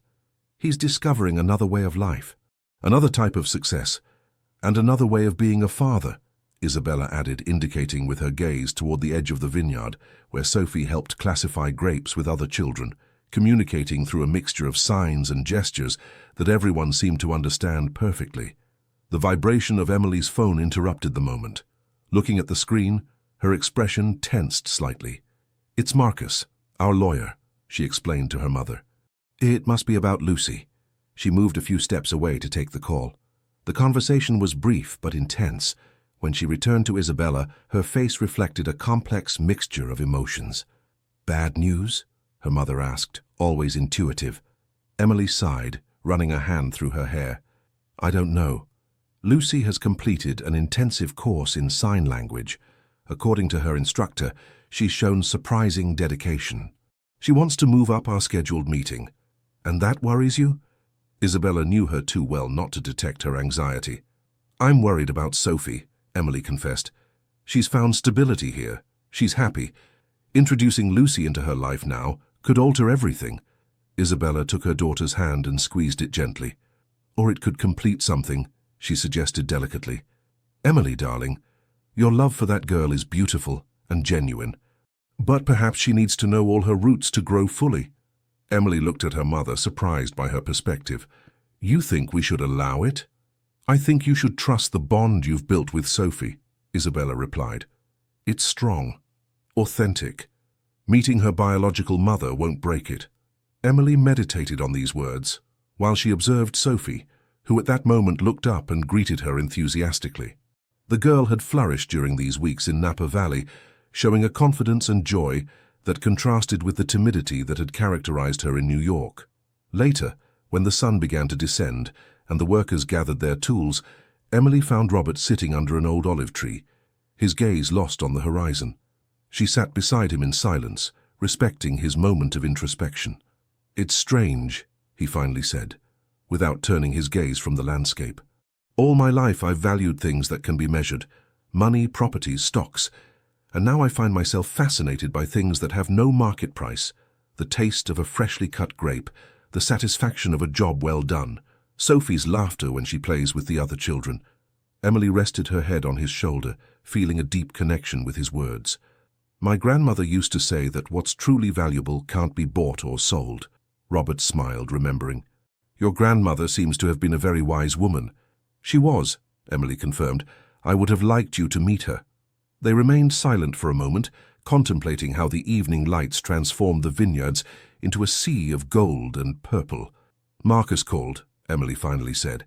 "Lucy has completed her sign language course. She wants to advance our meeting." She felt Robert tense slightly beside her. "What did you tell her?" "Nothing yet." "I wanted to talk to you first." Robert nodded, appreciating her consideration.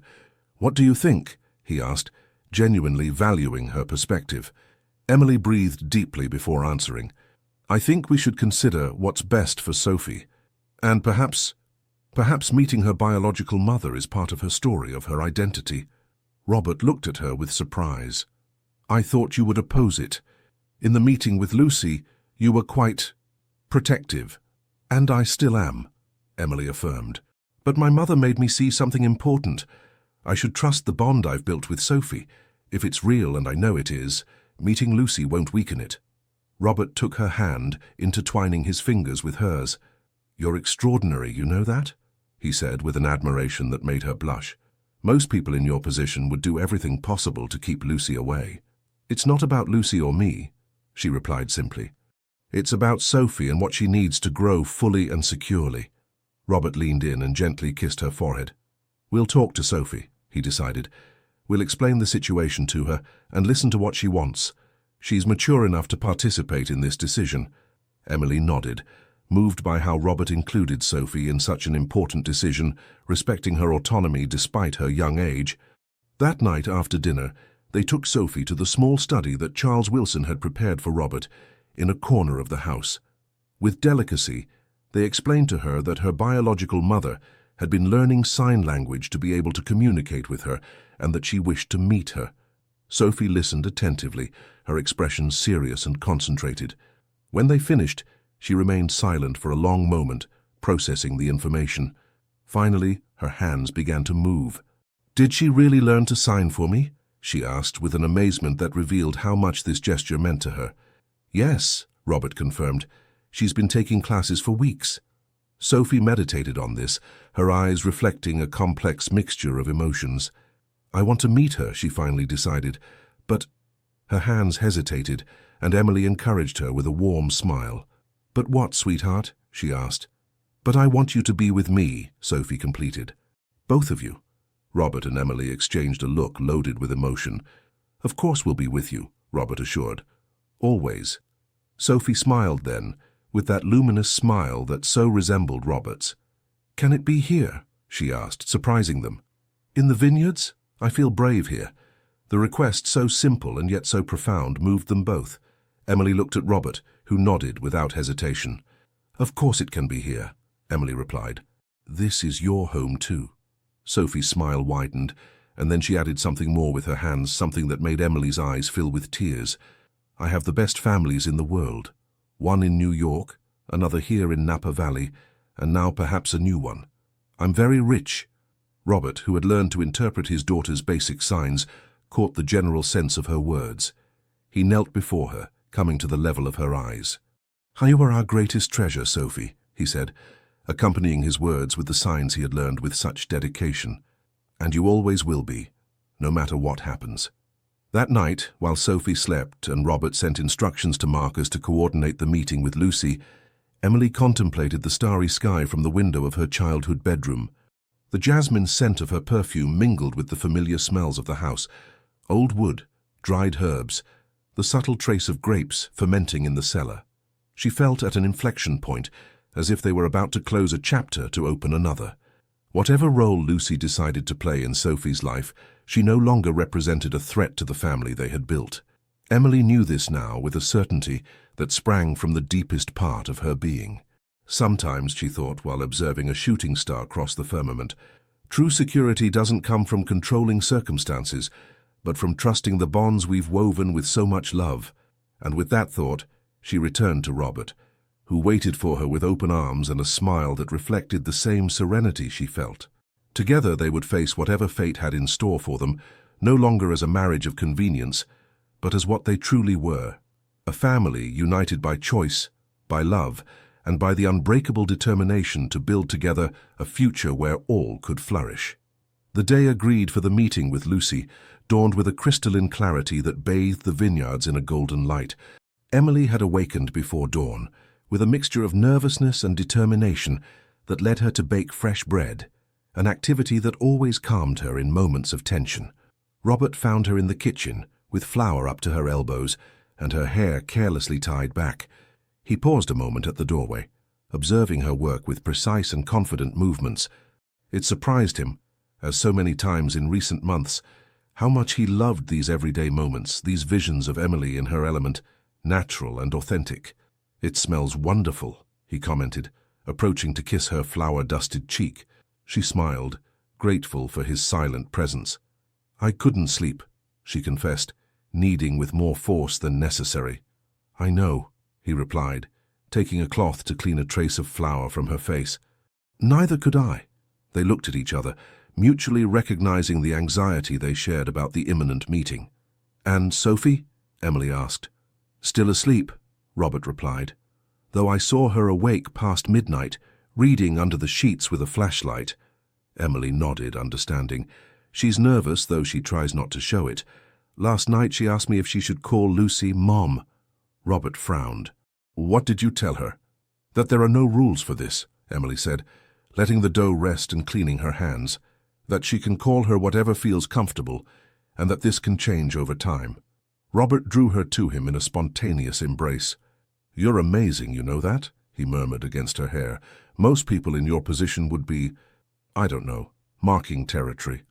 Emily pulled back slightly to look at him. "It's not about territories, Robert. It's about Sophie and what she needs." He nodded, moved by her generosity of spirit. "I know, and that's why I love you more each day." Lucy's arrival was scheduled for mid-morning. At the suggestion of the child psychologist they had consulted, they decided that the first meeting would take place in the property's gardens, an open and relaxed environment where Sophie felt safe.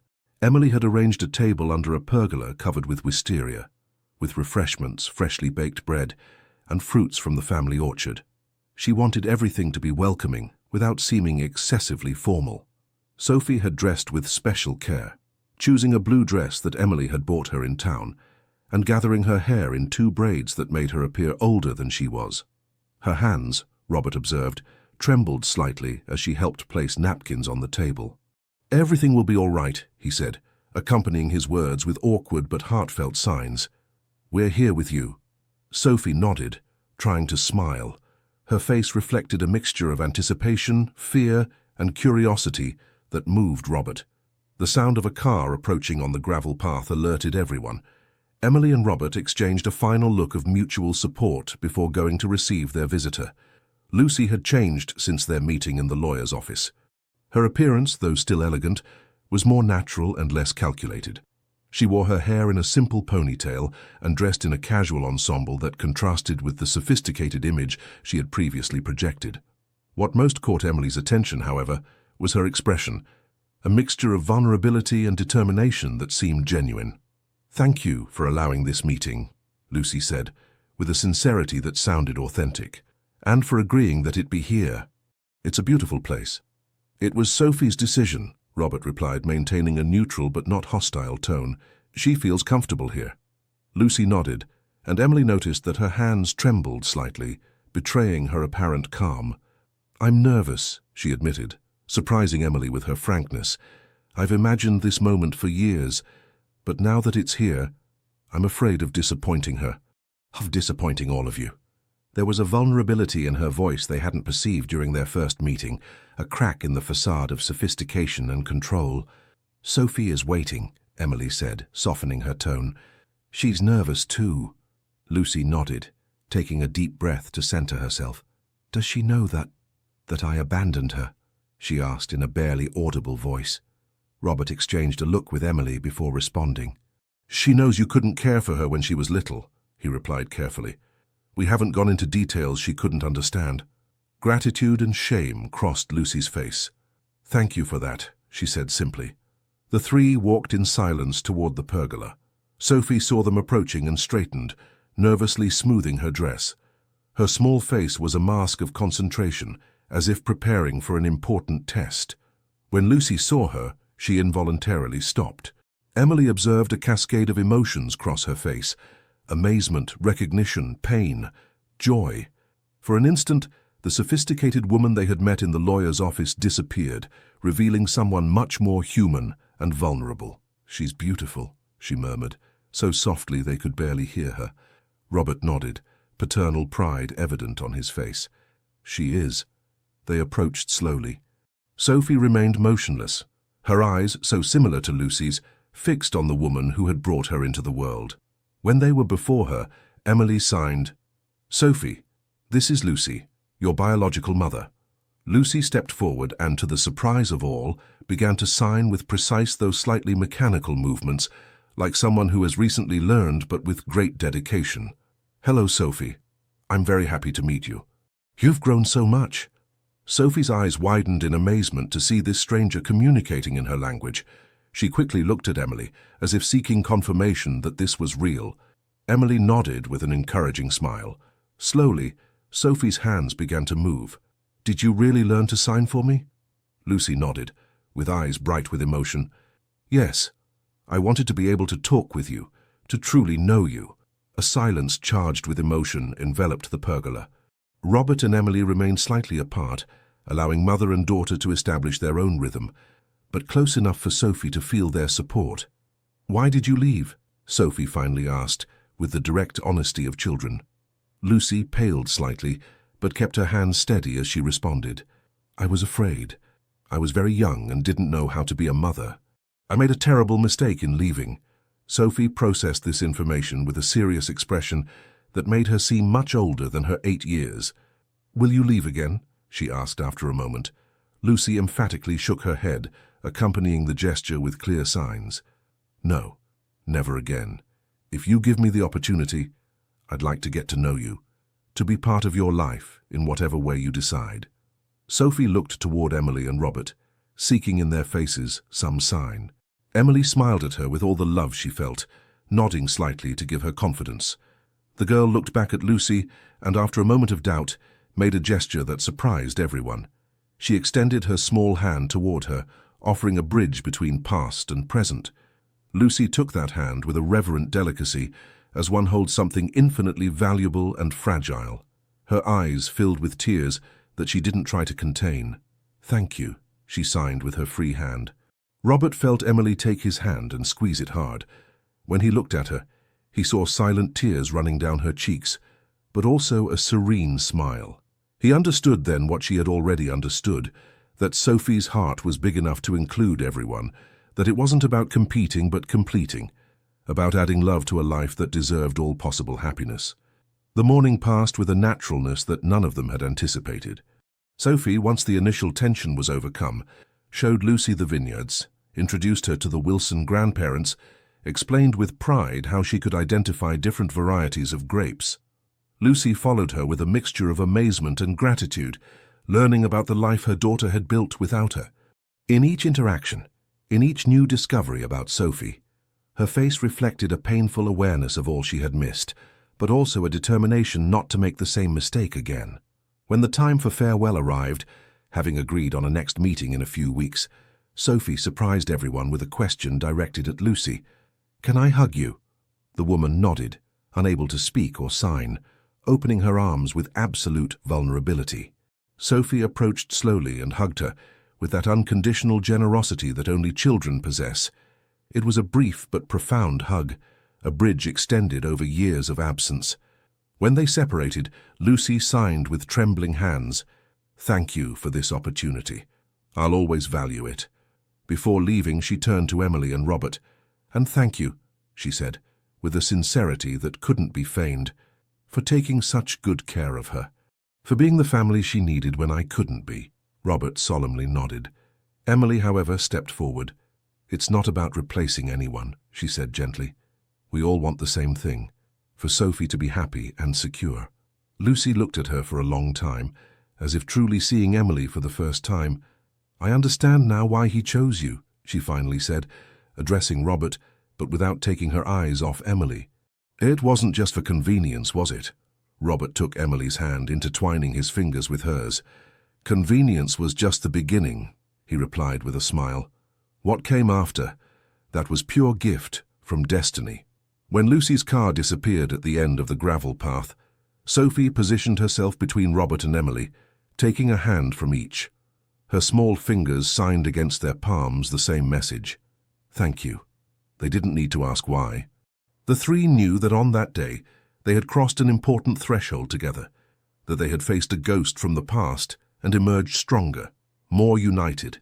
The jasmine scent that always accompanied Emily now mingled with the perfume of wisteria and the smell of damp earth from the vineyards, creating a new fragrance that Robert would forever associate with this day, the day when past, present and future met under the Napa Valley sun, tracing a new path for all of them. That night, while Sophie slept deeply, exhausted by the day's emotions, Robert found Emily on the terrace contemplating the starry sky with a glass of red wine in her hand. "A penny for your thoughts," he said, sitting beside her. Emily smiled, leaning against him. "I was thinking about how life changes, how we arrived here at this moment." Robert nodded, perfectly understanding what she meant. "Do you regret anything?" he asked quietly. "Having accepted that strange agreement more than a year ago." Emily turned to look at him, the moonlight illuminating her features. "Not for a second," she replied firmly. "It was the best mistake of my life." Robert laughed softly, kissing her forehead. "Mistake? I believed I was marrying for convenience," she explained. "It turned out to be the greatest act of love I could imagine." Robert held her more tightly, feeling his heart expand in his chest. "I love you, Emily Wilson Morgan, more than I ever believed possible to love someone." "And I love you, Robert Morgan," she replied, her eyes shining in the half-light, "for who you are now and for who you always were, even when you didn't dare to show it." Under the starry Napa Valley sky, while the jasmine scent floated in the night breeze, she sealed her declaration with a kiss that contained all the promises of the future they had decided to build together. 1 year later, the Hamptons mansion had completely transformed. The gardens, once impeccable but cold, now overflowed with life and color under Emily's careful supervision. The rooms, formerly designed to impress occasional visitors, had become warm spaces where laughter and conversations resonated. The most significant change, however, was found on the eastern slope, where before there had been only a perfectly trimmed lawn. There Emily had created a special garden dedicated entirely to jasmines, climbers, shrubs of different varieties and origins, all flowering in a white and perfumed symphony that had become the family's favorite place. It was a May morning, the spring sun gently warming the Atlantic coast. Robert observed from the terrace how Sophie, now 9 years old, explained to Lucy the names of the different jasmine varieties. The relationship between mother and daughter had evolved slowly, with ups and downs and moments of doubt, but now settled on a foundation of mutual respect and genuine affection. Lucy visited Sophie regularly, scrupulously respecting the established agreements. To the surprise of all, especially Robert, she had demonstrated a constancy and commitment that contradicted his initial fears. She didn't try to occupy Emily's place, but to create her own space in Sophie's life, one that was complementary and not competitive. "Thoughtful this morning?" commented Emily, approaching from behind and encircling his waist with her arms. Robert smiled, covering her hands with his. "I was remembering that first day when you entered the conference room with your marriage of convenience proposal." Emily laughed softly, resting her cheek against his back. "The worst sales pitch in history, and yet you accepted."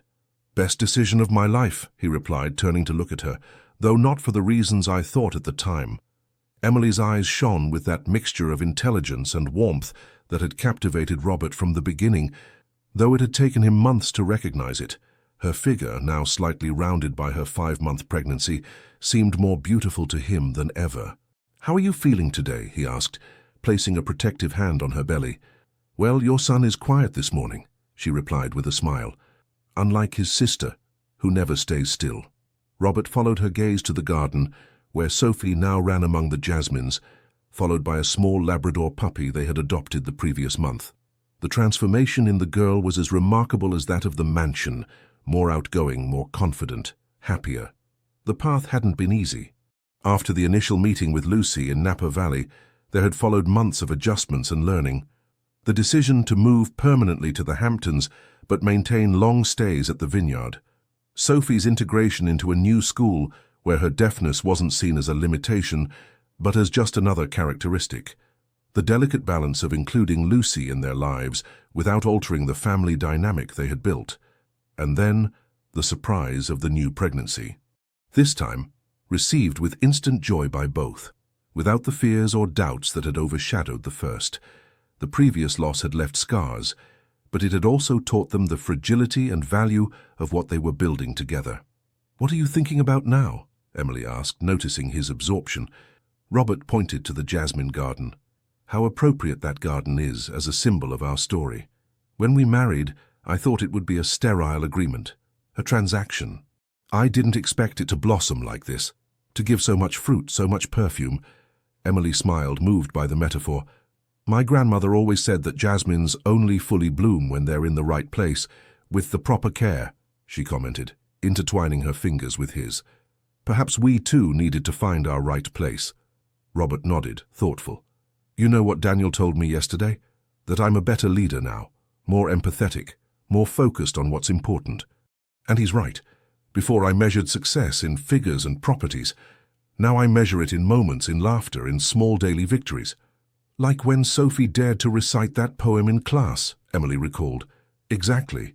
Or when she decided to invite Lucy to her school presentation on her own initiative. Emily rested her head on Robert's shoulder, observing the girl who had captured her heart from the first moment. We're fortunate, aren't we? She murmured. More than I deserve, he replied, gently kissing her hair. There you're wrong, said Emily, straightening to look him in the eyes. You deserve all this and more, Robert. You always had this capacity to love within you. You just needed to allow yourself to feel it, express it. He smiled, recognizing the truth in her words. Thanks to you, for seeing in me what I couldn't see. Thanks to us, she corrected, for choosing this path together each day. A cry of joy from Sophie interrupted the conversation. The girl was running toward them, with the puppy at her heels and an improvised bouquet of jasmines in her hand. She wants to show us something in the garden, translated Robert, who had perfected his sign language to a level he himself wouldn't have believed possible a year ago. Hand in hand, they followed Sophie to a small area set apart from the main garden, where Emily had planted a special variety of jasmines, known for their exceptional fragrance. There, to the surprise of both, they found a small wooden bench recently installed with a metal plaque that read, "True love blooms in the most unexpected places." "When did you do this?" Emily asked, genuinely surprised. Sophie smiled mischievously and signed, "With Grandpa Charles's help. It's my gift to you.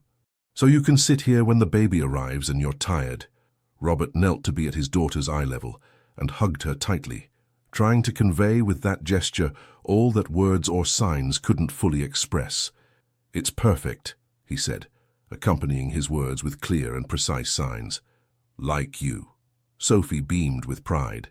Then, with the naturalness characteristic of children for changing the subject, she signed, "Can we invite Mom Lucy to dinner tonight? I want to show her my school project about the vineyards." Robert and Emily exchanged a look of complicity. The term Mom Lucy had spontaneously arisen from Sophie herself, a way of acknowledging her biological bond without confusing it with the maternal relationship she had with Emily, whom she simply called Mum. "Of course," Emily replied, signing and speaking simultaneously. "I'll call her right now." While Sophie ran back to the main garden, Emily and Robert sat on the new bench enjoying the intense perfume of the jasmines surrounding them. "True love blooms in the most unexpected places," Robert read aloud, passing his fingers over the letters engraved on the plaque. "I couldn't have expressed it better." Emily rested her head on his shoulder, feeling a deep peace that contrasted with the emotional storm that had been their first meeting. That night in the Hamptons presidential suite, when the jasmine scent of her perfume had mingled with the distant sound of the Atlantic. "You know, there's a tradition in my family," she commented, as the sun created golden patterns through the jasmine branches. "It's said that when a couple plants a jasmine together, their love will endure as long as the plant blooms." Robert smiled, understanding the implicit suggestion. "And should we plant one for ourselves? A special one?" Emily nodded. "I have a unique variety, brought from historic gardens in Virginia. It's known to live more than 100 years if it receives the proper care." 100 years, Robert repeated, savoring the idea. "Seems like a good start to me."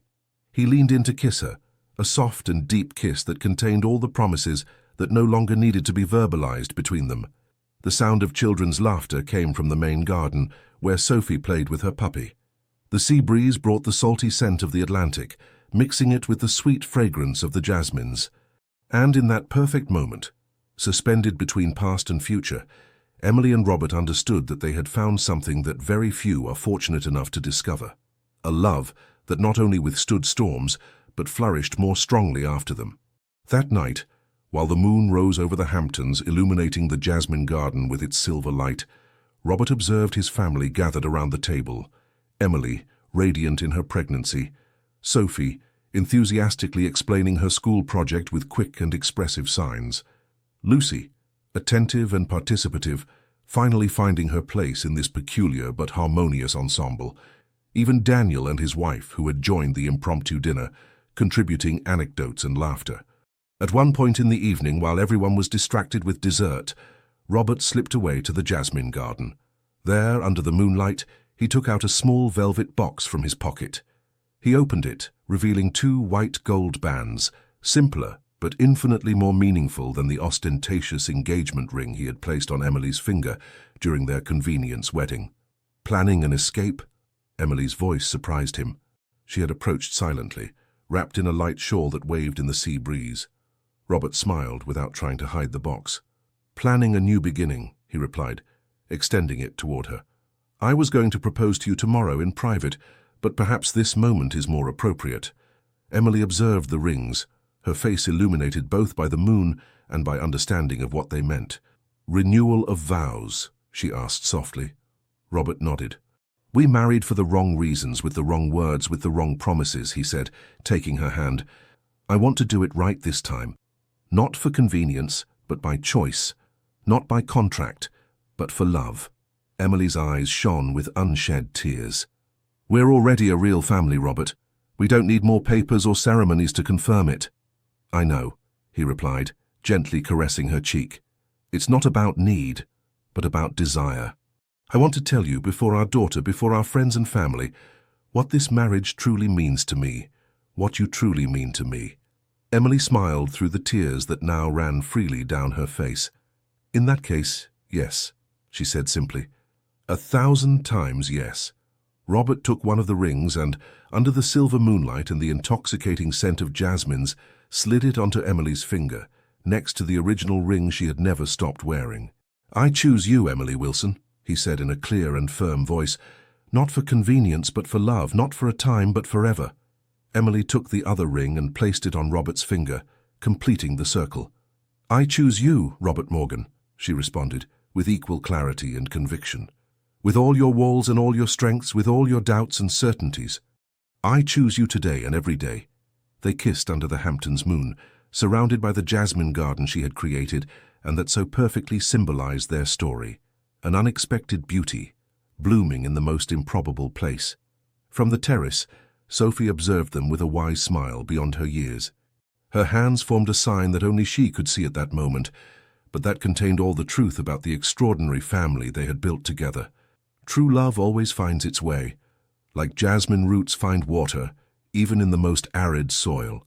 And as night advanced over the Hamptons, the jasmine scent floated in the air like a fulfilled promise, like the silent witness that sometimes the coldest agreements can transform into the most ardent passions, and the most calculated marriages can become the most authentic loves.